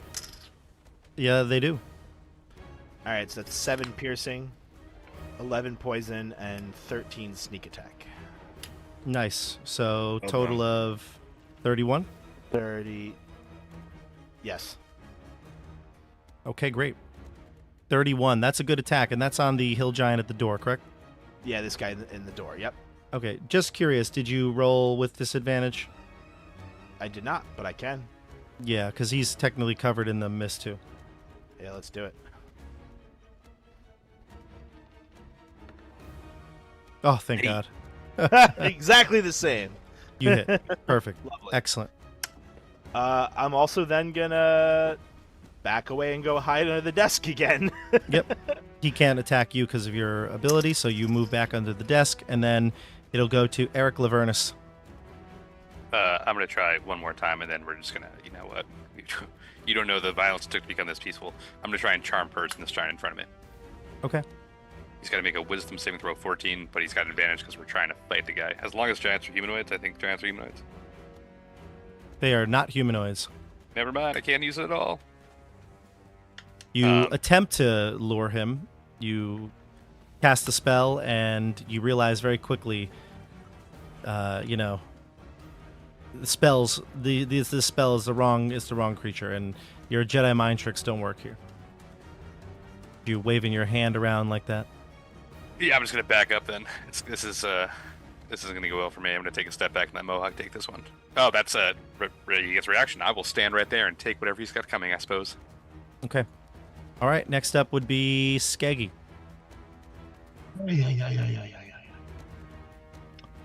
Okay, well, I guess I'll do what Sasori did. I'll move up. I'll poke Pin at cushion. him with both my swords. Which Okay, and I'm rolling with disadvantage, you say? Mm-hmm. Okay, so I'm just going to roll the short sword twice, and then I'll roll the offhand twice.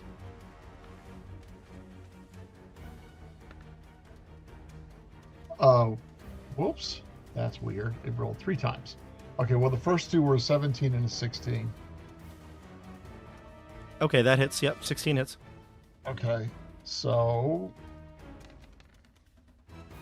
I have done 5, and the sneak attack is 12, but I can re-roll a die for Piercer and a die for Savage Attacker. I definitely want to re-roll the 2 in the with Piercer in the sneak attack. Okay, roll it up. So it increases So by 1. threes. So 18 So that goes damage. 14. And do I want to re Savage Attacker I can choose. Mm-hmm. Which one? So I'll re-roll one of the 3s and Go for it.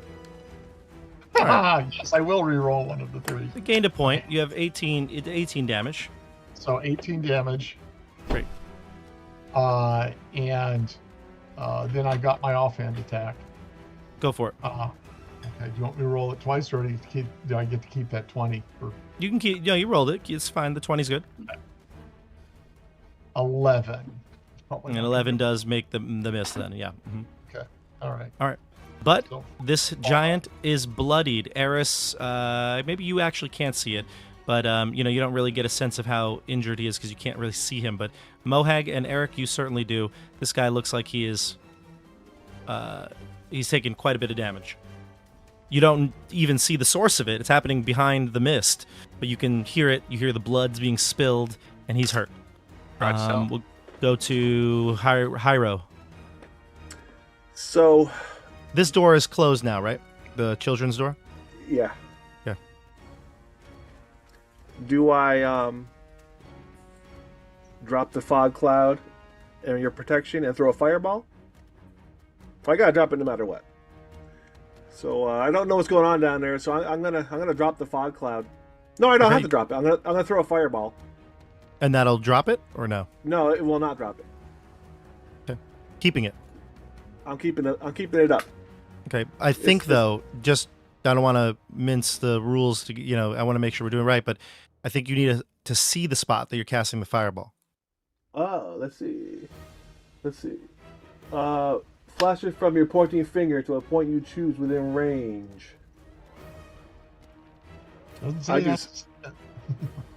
I've had that debate before. Can you cast it around a corner? Because it's in range, but you can't see. It doesn't say anything about line of sight, but I agree with Bob. Most people think that's the interpretation. Well, if he's shooting it into a room that he knows is there, I mean, he can't sculpt it. But he ought to be able. If he's Why can't I sculpt it? what? Because you can't see anything. I gotta drop it then. Sorry, guys. I'm dropping the fog cloud, and I'm gonna throw a fireball. I mean, by your logic, I can't see you inside the room anyway. So, but would it even hurt you? Would it go into that room where you guys are? What? I don't. No, the I wall would don't. block it. Just do me a favor. Post fireball in the chat just so I could see the description of where its radius is. So it says a bright streak flashes from your pointing finger to a point you choose within range, and then blossoms to a low roar and an explosion of flame. Each creature in 20-foot radius sphere centered on the point must make a dexterity saving throw. Target takes fire damage. The fire spreads around corners. It ignites flammable objects in the area that aren't being worn or carried. So, yeah, actually, to be honest with you, it would probably hit just as much as the fog cloud would, so it would hit everybody in that area. And then sculpting, I don't know that you would be able to sculpt it for your friends that you don't know or in the room or where they are. Huh. Well, I can't So risk. it's up to you. Hop on. I can't risk killing my friends. You could pick a different spot. You know what? I'm gonna go with just this giant that I have here, and I'm gonna hit him with a lightning bolt I had locked and loaded in my scroll. Okay, go for it. Um, Roll your damage, and I'll roll the DC. I think it's, what do you say, 16 or 17 for you? yeah, bye.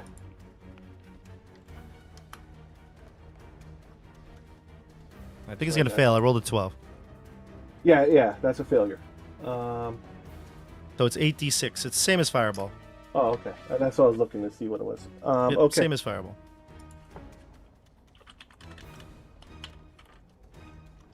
Oh.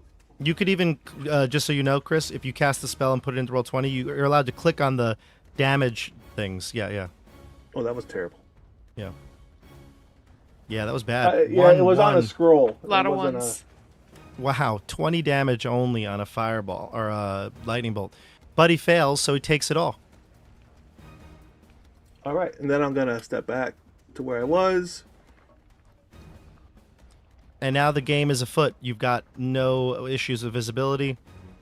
This giant is wounded pretty badly. And the one that just got hit is also wounded now. It's got 20 damage on it. So, all right, let's do it. Let's go to Mohag. He's next. Mohag will make an attack. And Chris, if you wanted to move anywhere or do something else, you can. But I stepped back into the corner. Mohag, a 19 on this giant, and does a total of 8 damage. That'll tack on to what's been already done. And then we'll jump to Barak. Yeah.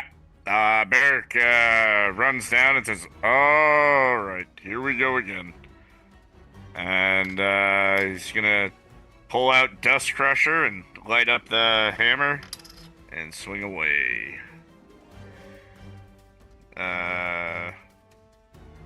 Starting with a 22 to hit. And a 27 to hit. Oh, yeah. Yeah. I'm just gonna go with what I got here. Looks like I'm doing 12 damage and wait, 6 damage. So 12 and 6, yeah. Yep. 18. Nice. Not really terrible. I mean, that's for not smiting as well. Yeah. Yeah. Okay, so you smash this one with Dust Crusher, crack his knees. Then it would be the giant's turn, and so now Tim, your tongue is still up, right? Yeah. Did you ever roll, when you got hit with the 20 damage, did you roll any concentration save, or is it not a concentration? I'm double checking now. I don't think tongues is. I think it's just the last for a little bit. Okay. Well then, even before you get hit, I just wanted you to hear this. So you'll hear the giants, they're now shouting to each other like, there's humans. And then the woman, the hill giantess, says, "Get those kids back to bed!" And then all of a sudden, the blood pools up from that giant up in the doorway. "What are they doing to you? I'm gonna murder them!" And then the fog goes away, and she can see clearly that there are people in the room. So she'll act on the people in the room. The one outside is gonna smack Eris and Mohag, and one on Barak. So let's go. We'll do this. Barak, we'll do you first. What's your AC right now? 22. 22? Okay. All right, so 2 swings of the clubs and 2 Just let me really know if it bad hits. rolls. Really bad rolls, yeah. Okey-doke. Both terrible rolls. Don't even come close to you. It's still, it's knees, weak. Palms are sweaty, The other one Vomit in on the... the sweater. Exactly. This one's definitely got vomit on his sweater. He's going to attack Eris.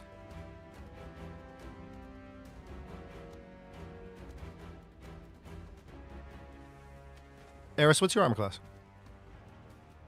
My AC is 14. Okay, you get hit once for a total of... Oh, I rolled way too many times. I don't know why I rolled. I'm just going to take the first 2. You hit it for 20 damage. Okay. All right. And then the others are on, I guess, so Skeggi and Sasori, you're in that room after attacking. So the lights, the quote-unquote lights, come back on. The fog is removed. She's going to attack you guys. What's your armor class, Skeggi? 16. Oof. 1 miss and 1 hit for a total of 19 damage. Okay. And then we go to the top of the order, which would be Eris. I don't know how easy it is to tell giants apart from each other. And I don't know how much memory I would have of the giants that destroyed my monastery. But as I look at these guys finally unobscured, do I recognize any of the... I think I can see the two that are kind of in the hallway? You don't. Mm-mm. I don't. Okay. The one that maybe... Well, we'll hold on to this. No, you don't recognize him. Okay. I will...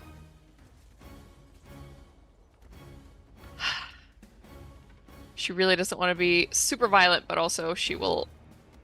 Gotta defend herself. She will attack again with the quarterstaff. Now without disadvantage, correct? Yeah, the fog has been lifted. Mm-hmm. Okay. So... a 24 and then a nat 20 for a total of 26. I guess those hit. Yes. So the first one is 10 bludgeoning damage.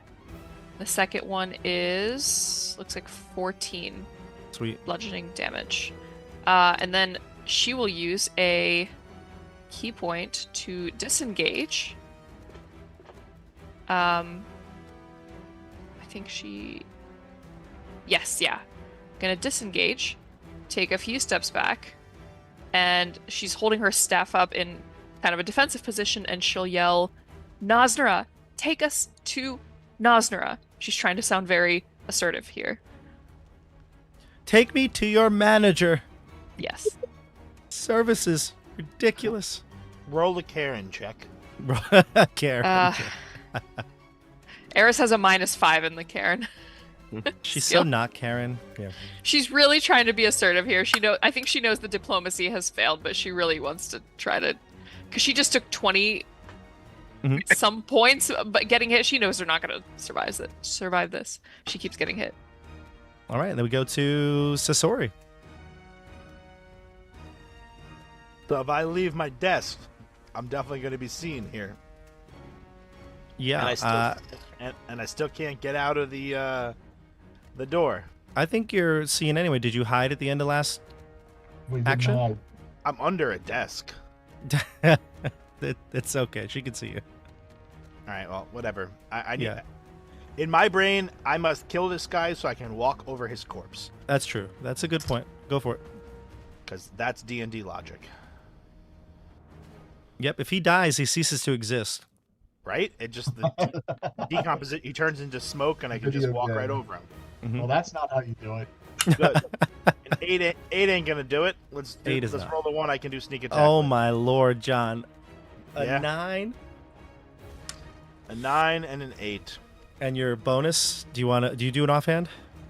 That's both of them. That is it. Yeah, that's right. You're only a couple fighter. It. Yeah.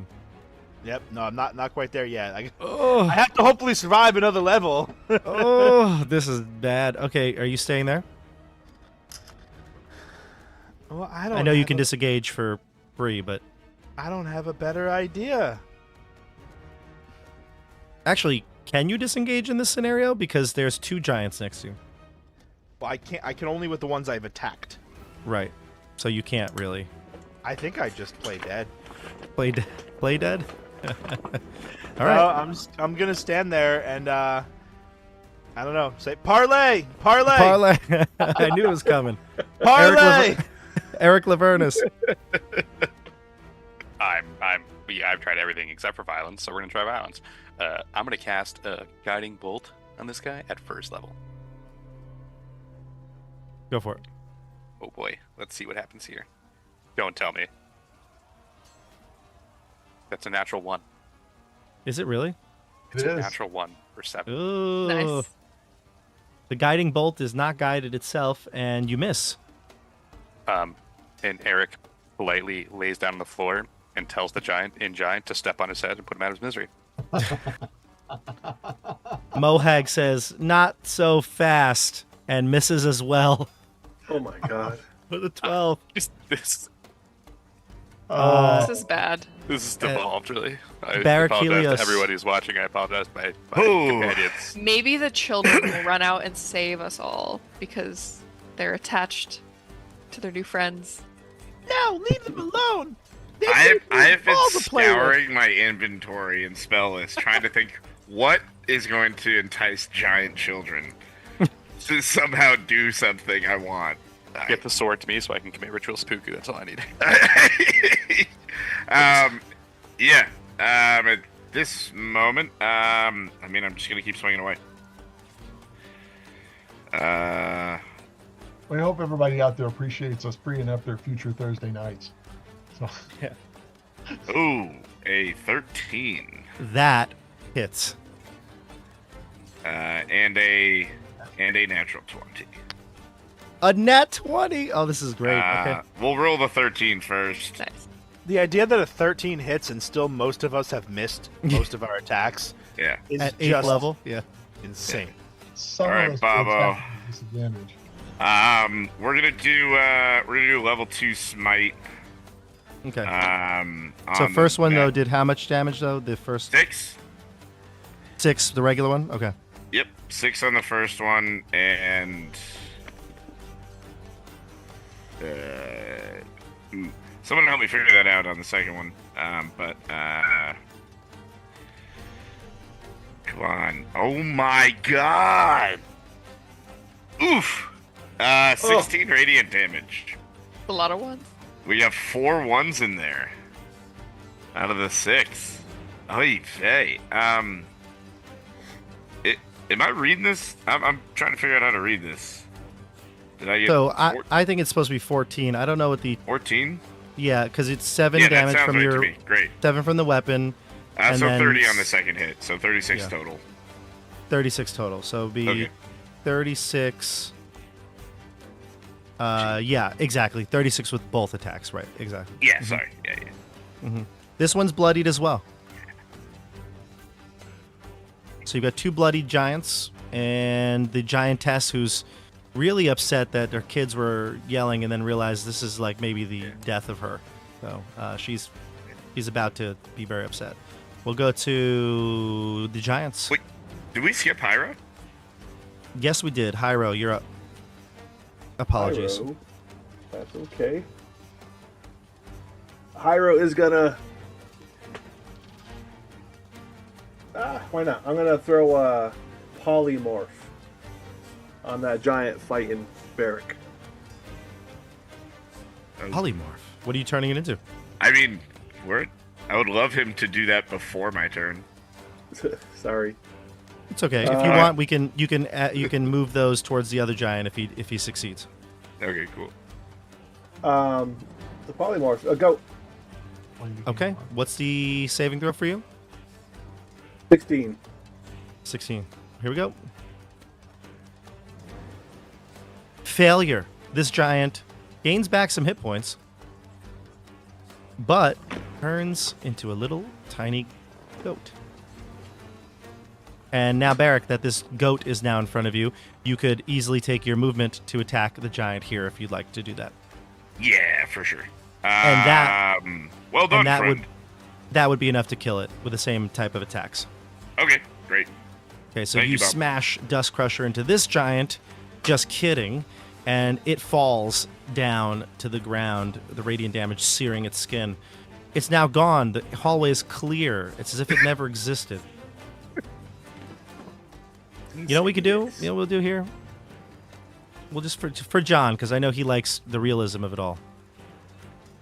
That's the body there. We'll say count it as difficult terrain.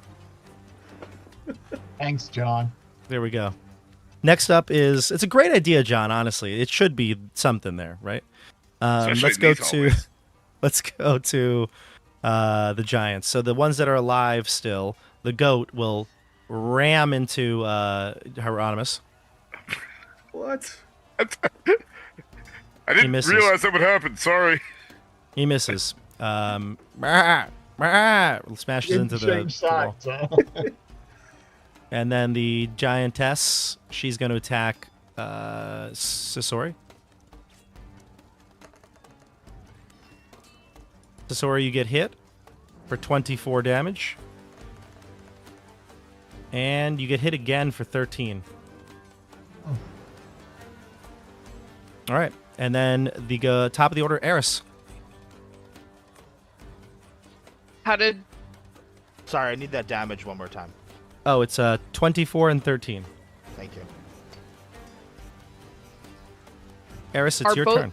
Both giants are gone. I can't see from where I'm at. Both giants are dead that were in the hallway? The giant that it was you were attacking has been slain. Barak strode in. Dust Crusher did him in, yeah. The other one that was in the end of the hallway shrunk to that of a baby goat. Oh, he's a goat. Okay. Gotcha. So you see where it says hill giant here? Or the token for the hill giant here? Yeah. He's tiny. That's the one. Okay. He's a goat. Yeah.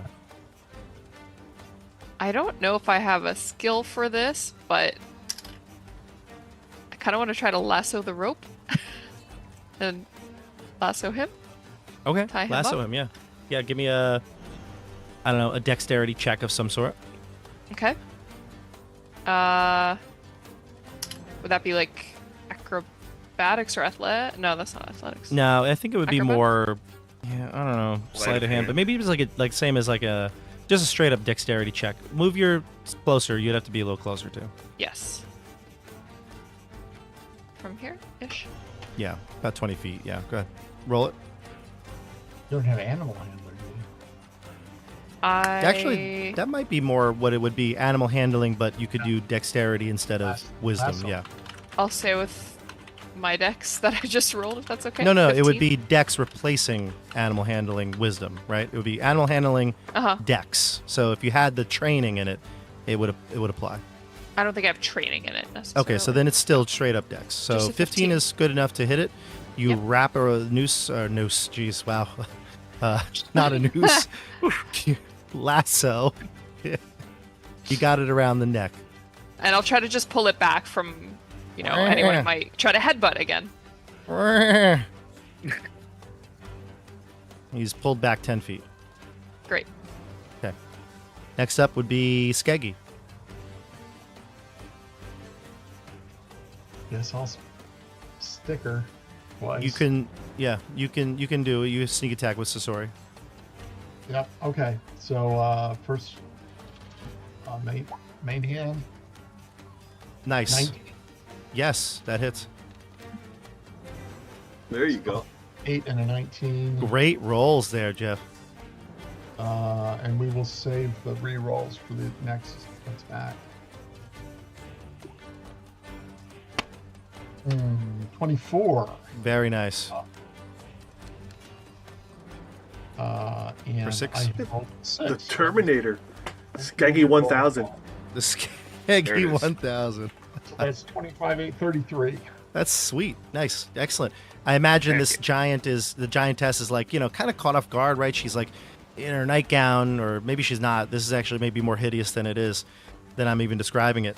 She gets up there, in full frontal. She's there fighting. She's got a nightclub she just picked up and is smashing down. But the two of you kind of poking, prodding, kind of making it so hard for her to figure out who to attack next. You stick her real good with these short swords, doing a 30... What was it? 30... Oh, shoot. You want me to remember? 30 damage? Yeah. 33. 33, yeah. She's hurt pretty good. We go to Hyro next. Yeah, there was a lot of 6s in those. So, were you successful at subduing the goat? Yes. Yes, I have it on the noose. The I wave him over. I can only go 25 as far as I can go, so I can't see anything around the corner there. So,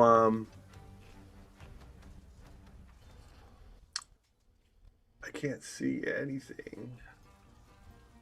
There's nothing in the hallway? No, it's cleared. Mohag, right. though, Mohag's pointing in there.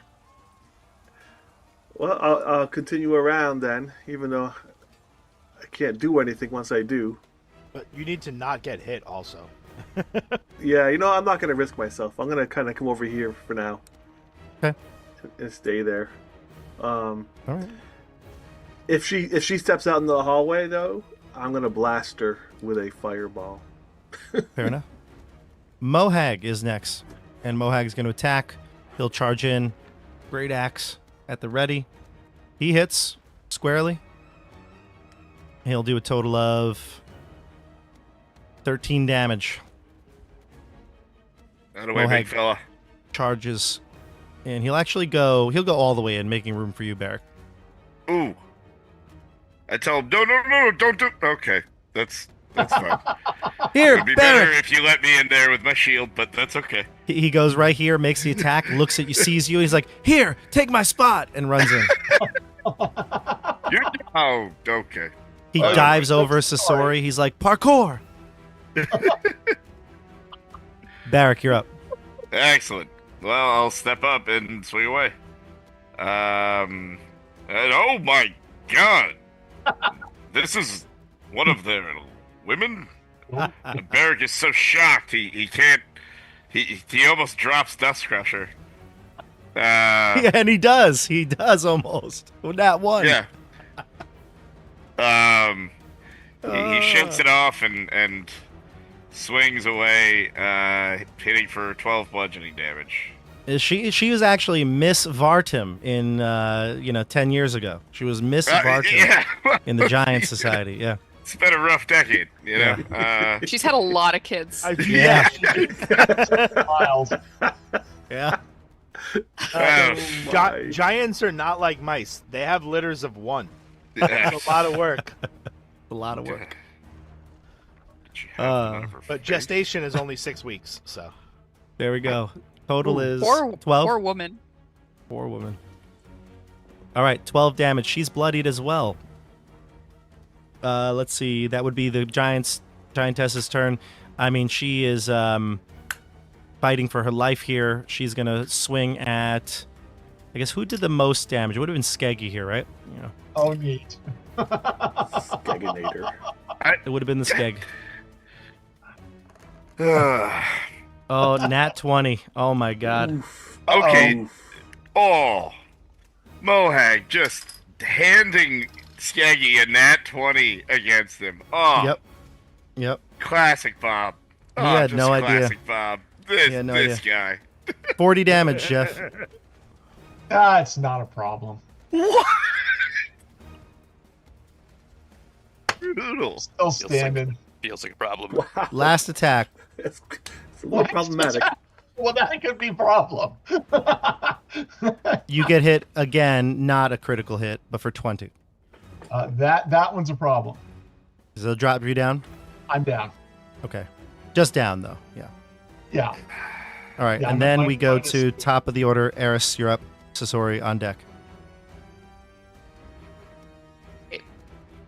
I don't know what's happening in that room. Nothing good. I've just got this goat. It sounds terrible. Don't let that goat hit me. I'm. Too good. Eris is lost and confused. You And can kill the goat. everything. Make sure the goat's not a bad boy. Kill I it. don't know if Eris has it in her to kill a goat. Like, she knows it's a giant, but like in cold blood, just like that. I don't know if she can. If you kill it, it turns back into a giant without Yes, hit points. that too. Killing Does is it? not an option. Not really the metagame, but I don't think so. You all know that. It would turn We've back got into a giant. Yep. Mhm. Yep. We Is there- probably morphed a giant into a goat Wait, what? before for this exact purpose. Right now it has its goat This hit isn't our points. first. Once we get rid of its goat hit points, it now has giant hit points. Oh, Yeah. don't kill it. Don't kill it. Is there anything I could tie the rope to so I can free up my hands? Maybe like the door handle, where the young giants are. Sure. Okay. Sure. I will. Go that way. Tie it up. Oh, or a sconce. There might be sconces A here. sconce, Well, okay. they would be pretty high though, so I don't know that you could easily do it with tie it, but you could maybe, throw it over. But I should have She turned into can. a She can go up there and porpoise. easily tie it, Bob. oh, it's true. Yeah, you She can easily go up there and tie it. You could. Okay. Do you want to do that? Yeah. Eris. Okay, so you describe. Is there anyone in the hall? Is that Mohag next It's to her? Hieronymus. Oh, That's Heironimous. Okay, Heironimous. You see Eris. She's looking a little lost. She attacks a little bit, and then the giants are down now, and then she lassoed this goat that she knows is a giant, and she just wants to free up her hands and walk around the corner and figure out what the heck is going on. She's looking for somewhere to tie this goat up. She looks up, sees a sconce, a little too high for her to reach. She's not a tall person. You see her climb up this wall. And in a way that would imply that she's not having a hard time climbing up this wall, she quite easily scales this vertical surface, ties the rope to the sconce. She's not like hanging the goat, but she's like making sure it can't move very far. The noose, yep. It's not the noose. Climbs back down quite easily, and then Bob, I don't know how much my movement that would use. How high up was the sconce? We'll just say 10 feet. Okay, so she has 30 more feet of movement, and then she will come down and just she's climbs on top of the dead giant corpse to peek into this room and see what's happening. You can see Spider Woman. She moves as far as a Spider Woman can. Yeah, pretty much. Yeah, so Chris Heironimous just saw her essentially walk up the wall, tie the rope, walk back down, and run to the other side. I make a mental note about having a conversation with her to wear my Zeb harness so that she could turn me into like a mobile weapons platform. Oh. Not the Zeb harness. The Zeb harness. You see it, what's going on in that room. There's a giantess fighting for her life. Sasori would be next. Yeah, good. Let's do it. All right, cool. I say, Skeggi! And I attack feverishly.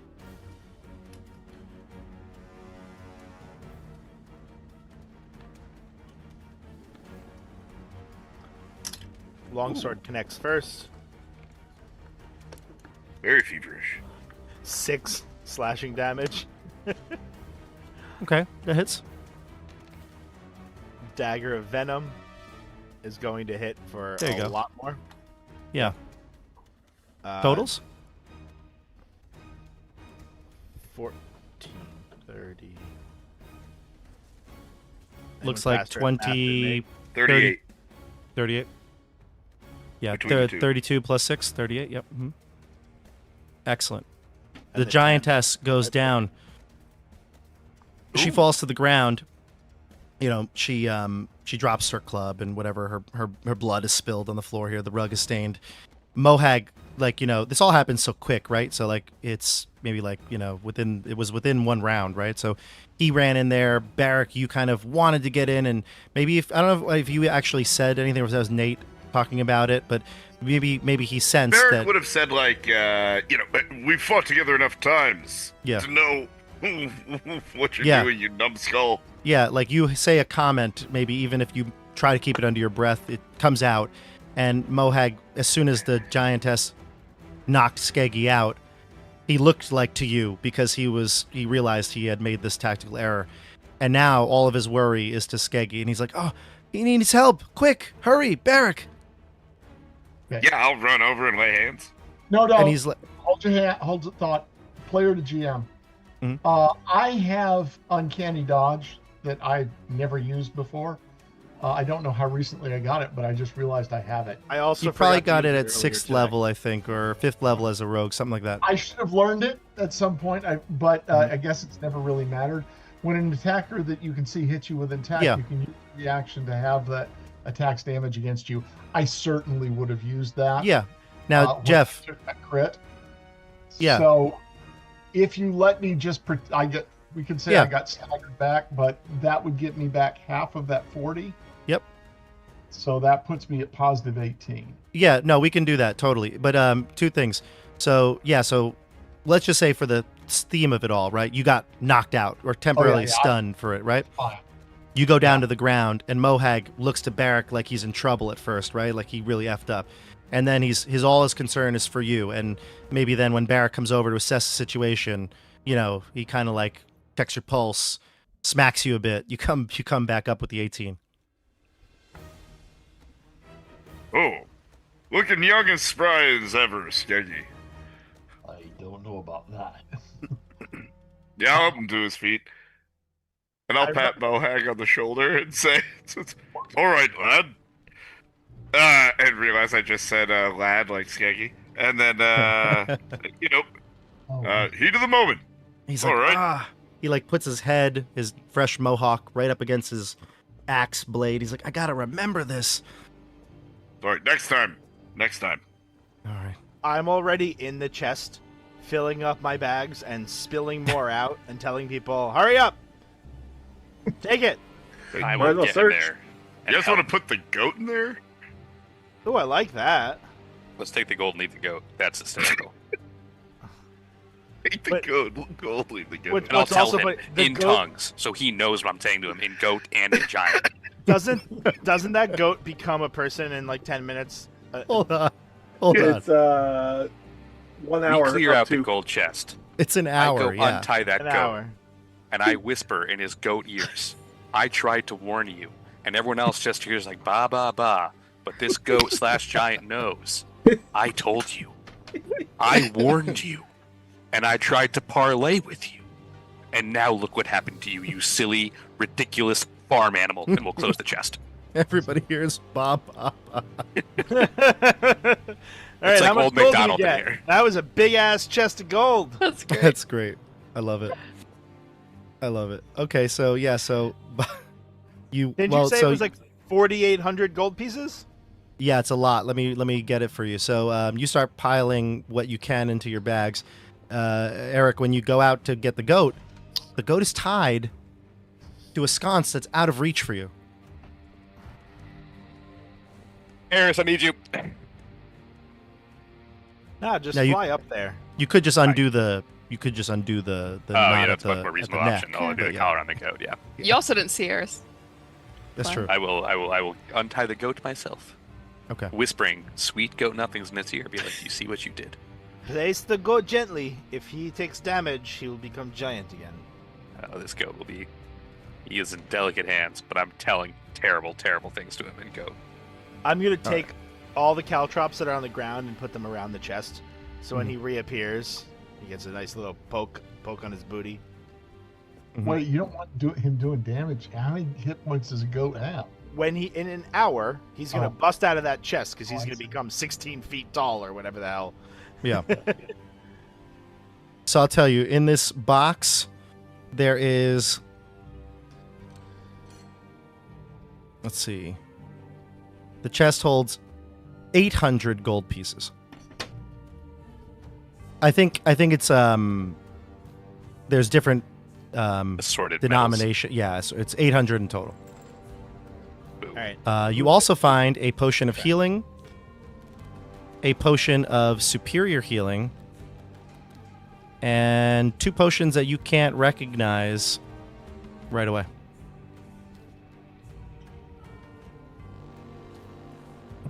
Pocket them both. Pocket them all. Take everything. I'll search for intel.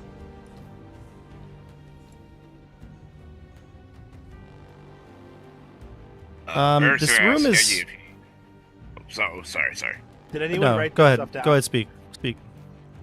I was just gonna ask Skeggi if he, is feeling all right. Wanted me to heal up anything.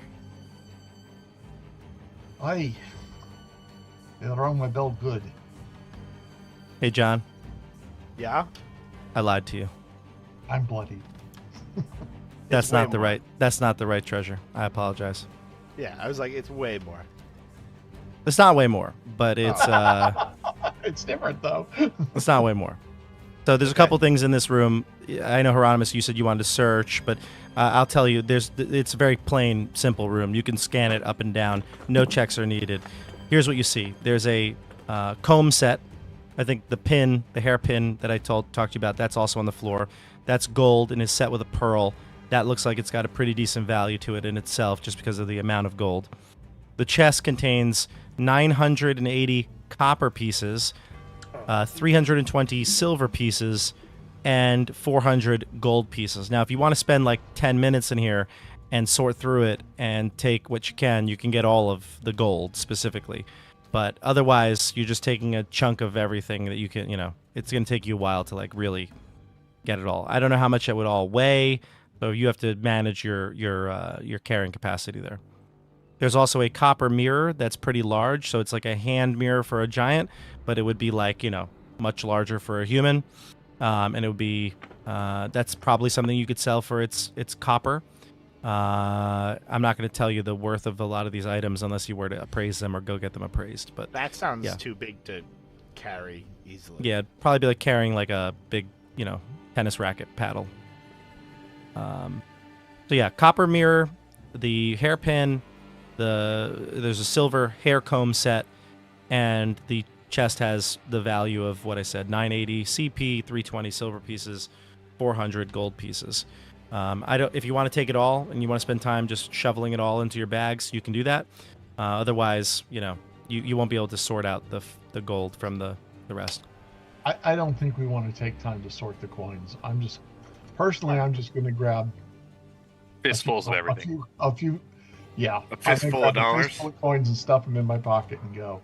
Yeah, we'll say that without taking much time, more than a few rounds, I'd say you can just get maybe like 20% of the whole, or maybe 10% of the whole loot. So 40 gold pieces, 32 silver, 98 copper, just to make the math very easy here. Carry that out. As this stealing of treasure is happening, Eris will let the party know that there's two doors at the end of the other hallway that I went down, and it seems like one of them leads to the party that's happening. The other one, I don't know. I couldn't hear. What's our next move? We've now committed violence. Are we going to go to the leader and continue violence? By the way, 1,000 coins I did. Weighs 20 pounds. By the way, I did roll a percentile dice earlier just to see, because these guards that are down here did not hear the commotion. They are still sleeping soundly by the door, drunk. Everyone shut up. Everyone shut up. Hopefully, since their ankles are tied together, they'll make some noise if they do start moving. Yes, but they are sleeping soundly. That's good. Can a few of us try to drag the bodies into the room? Ooh, it's good. Yeah, it'll take you some time. Maybe all of you together could move like one. It'll take some time, though. Yeah. I do like that idea. There is only one outside of the room. That makes sense. Okay. I'll say if you take a minute, you can all of you drag it, get it under the carpet and help that pull it in, and you could get the body inside this room. Under the bed or something. We now have roughly 50 minutes too before that goat is no longer a goat. So if we're going to do things, we have 50 minutes. Yeah. We should keep moving. We can lock the door and take the key. I was going to say. Key. Yeah. That won't stop them. It'll slow them down. Are we going to the party room or the quiet room? Yeah. Should we kill the goat? By the way, should we all stand around it, ready actions, and just kill it? Well, more than 100 hit points once it's not a goat anymore. Yeah, it's also going to transform back into a giant inside a chest. It'll at least fuck it up for a sec. It'll be funny a sec is what it will be. Yeah. I'm sad we're not going to watch it happen. What happens if we tie a rope around its neck a whole bunch of times and then kill the goat? And the goat's neck is tiny and the giant's neck is big. I love all this logic. Every time I've tried to use dark, it's basically nope, there's magic. I interject to say to tell everybody, we're not going to go up that way, by the way. And I point behind me up where Heironimous and I went and said, don't worry about that corner, nothing's there. Then we should go the other way. Sounds good. All right, so move your tokens. We go. Move your tokens to the east, and I'll describe to you what you see in the room that you didn't go in, but where those giants came from. So that area here. This one? Yep. Is a sort of a barracks here. You can see that there are more than one of me. More than one of you. Yeah, there's 10 giant beds. Typical giant clothing hangs from the walls. There are a couple of torches that smolder in wall-mounted cressets. A wooden chest stands near the western wall. For the record, I do support the idea of killing that giant. We should kill it. Can I run in there really quick and open that wooden chest? You want to go in here and open the chest? Just if it's unlocked. If it's locked, I'm not really willing to fiddle with it, knowing we've... It is not locked, and you open it. It contains 40 platinum pieces. Yo, pocket those. Done. Pocket. Wait, this is better than the other one? Mm-hmm. What the hell? Bob, I'm gonna ask you off camera later about that. That just add to my inventory, but for the sake of time talking to us. Platinum pieces are in D&D Beyond. You can add them as yeah. platinum, and they're Brilliant. basically worth like they're the next decimal point over from gold. So they'd be like 1 is 10, I think. Yeah. I think you're right. Sounds good. I will put But- it in. So 1,000 gold pieces weighs 20 pounds. Would it really take us that long to like stuff some of that shit in our bag from the other room?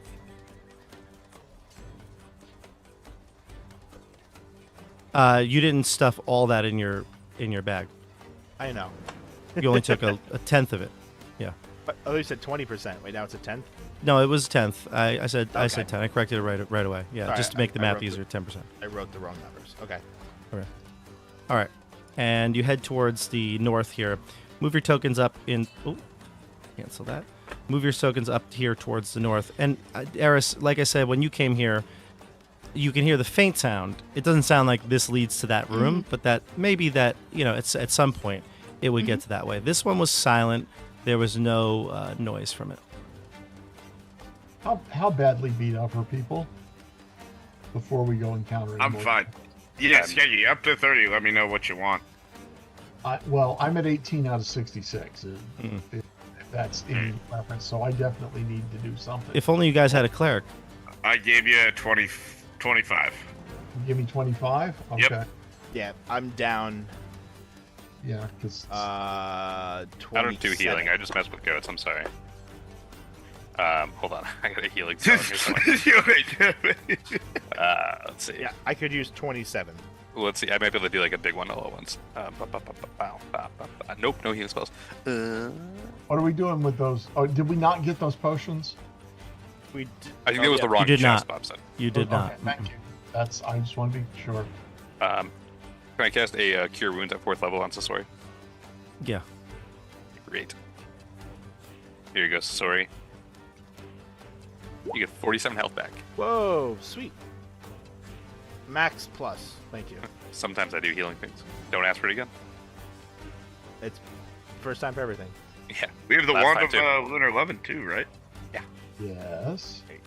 I give you a very solemn look. I'm more mobile in Clasp hands. All right, so there's 2 doors to the north here. One on the left-hand side, one straight ahead. How do you want to approach these? Foolishly. Eris, are these the 2 that you had investigated for noise or no? Yes. Though I didn't investigate very well. Do you remember, was one of them noisy and one was quiet? It sounded like. Well, the one on the left was very silent. Maybe someone's sleeping inside. The one in the front, you can start to hear the party noises. We want to try the one on the left first, then, to see if someone's sleeping or if it's empty. Just so we don't end up at the door behind us, but Yes. potentially more giants. No, absolutely. I agree. Yeah, given what just happened. Do the old breach and clear on 3. So 1, 2. I'm ready to go. Okay. I'll get on the other side of this door and peek. Barak opens the door using the action, opens inside to a small, for giants, chamber. It looks as though there's some furnishings in this room. They're like the other, maybe just not as fancy, but it looks as though there are actually. You know what's funny here? I think the map might not show all of the furnishings in here, but it looks as though there are actually maybe even other smaller beds in here that are like for a giant, but clearly not nice. More like maybe stacks of hay or something on the floor. It does look like the main bed, the proper bed, though, is here. You can see that, and there is a chest in the room. Another one. No people? Nobody in here. Can I go give it a whirl? Yeah, you walk in, you open up the chest. You open up the chest, and here you find 800 gold pieces, a potion of healing, a potion of superior healing, and 2 potions that you don't recognize. You also see in the bedroom, this is just other stuff you see in here, 3 platinum bracelets. Oh, pick up those bracelets real quick. Now, I'm trusting all of you to just keep track of this. Obviously, it would be good if somebody was keeping track of the party's loot and we weren't all duplicating all this on all our character sheets. D&D Beyond has a party inventory function now. I can add the bracelets in there. I haven't put gold pieces or currency in there yet. But if I have all the currency written down and the gold hairpin and the I have everything written down. So it sounds like Sasori's keeping track. Yeah. Yeah. The only thing it's one potion. What kind of potion of healing? One potion of healing, one potion of superior healing. Okay, thank you. And 2 potions that you don't know. Love that. So many jokes to be made right there. Oh no, you're the only person still alive in the party. I drink the random potion. Yeah. Now the door to the north here, like I said, where you hear some of the faint noises, the chatter, the raucous laughter, it's faint. It's not coming from beyond this door, but it's clearly headed towards that direction at some point. Crack it open. I say, let's go. You open the door, and inside this is a large chamber. You've actually got a couple of different routes to take from here. So just move yourselves in. I'll describe the room and then tell you what your options are here. So there's a lot of things in this place. Mostly it's dominated by an enormous fireplace. The mantle of the fireplace, and this is on the eastern side of the room, holds a few items, including a shiny brass jar of a humanoid skull with a humanoid skull in it. The room has 2 tables, several chairs, 2 stools, as well as rugs, hides, and skins on the floors and walls. The tables have pottery flagons and platters on them. Pots and kegs are all about this place. The walls display various trophies, heads of humanoid... Oh my god, I am reading the wrong... No, I'm reading the right thing. Yeah.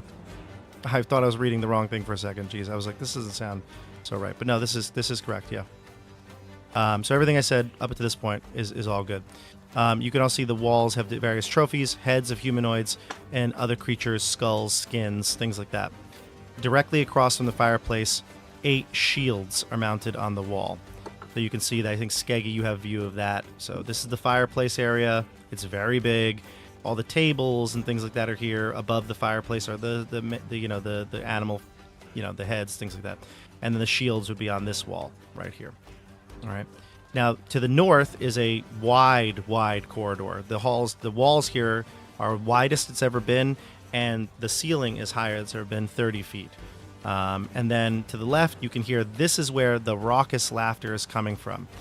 And in fact, you'll hear a voice right up to it. Giant, so you don't know what it says, but it's loud, it's laughing, it almost seems like it, and it's feminine, very feminine voice. For a giant voice, maybe shrill even. And laughter, and it seems like the door is there's like a handling of the door knob, and then you get the sense that it might open very, very soon, but the person is paused at the door on the other side. I'll let you all decide where you'd like to go. Next time, when we come back, you are not seen, you're not found. You'll have plenty of time to decide where you go.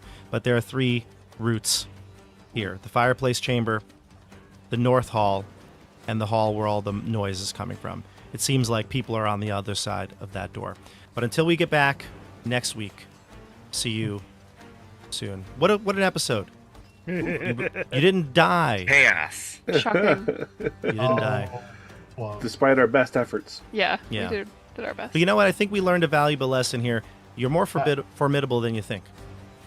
There you go. True. And Heironimous is the MVP. Yeah. and That's for sure. Abilities.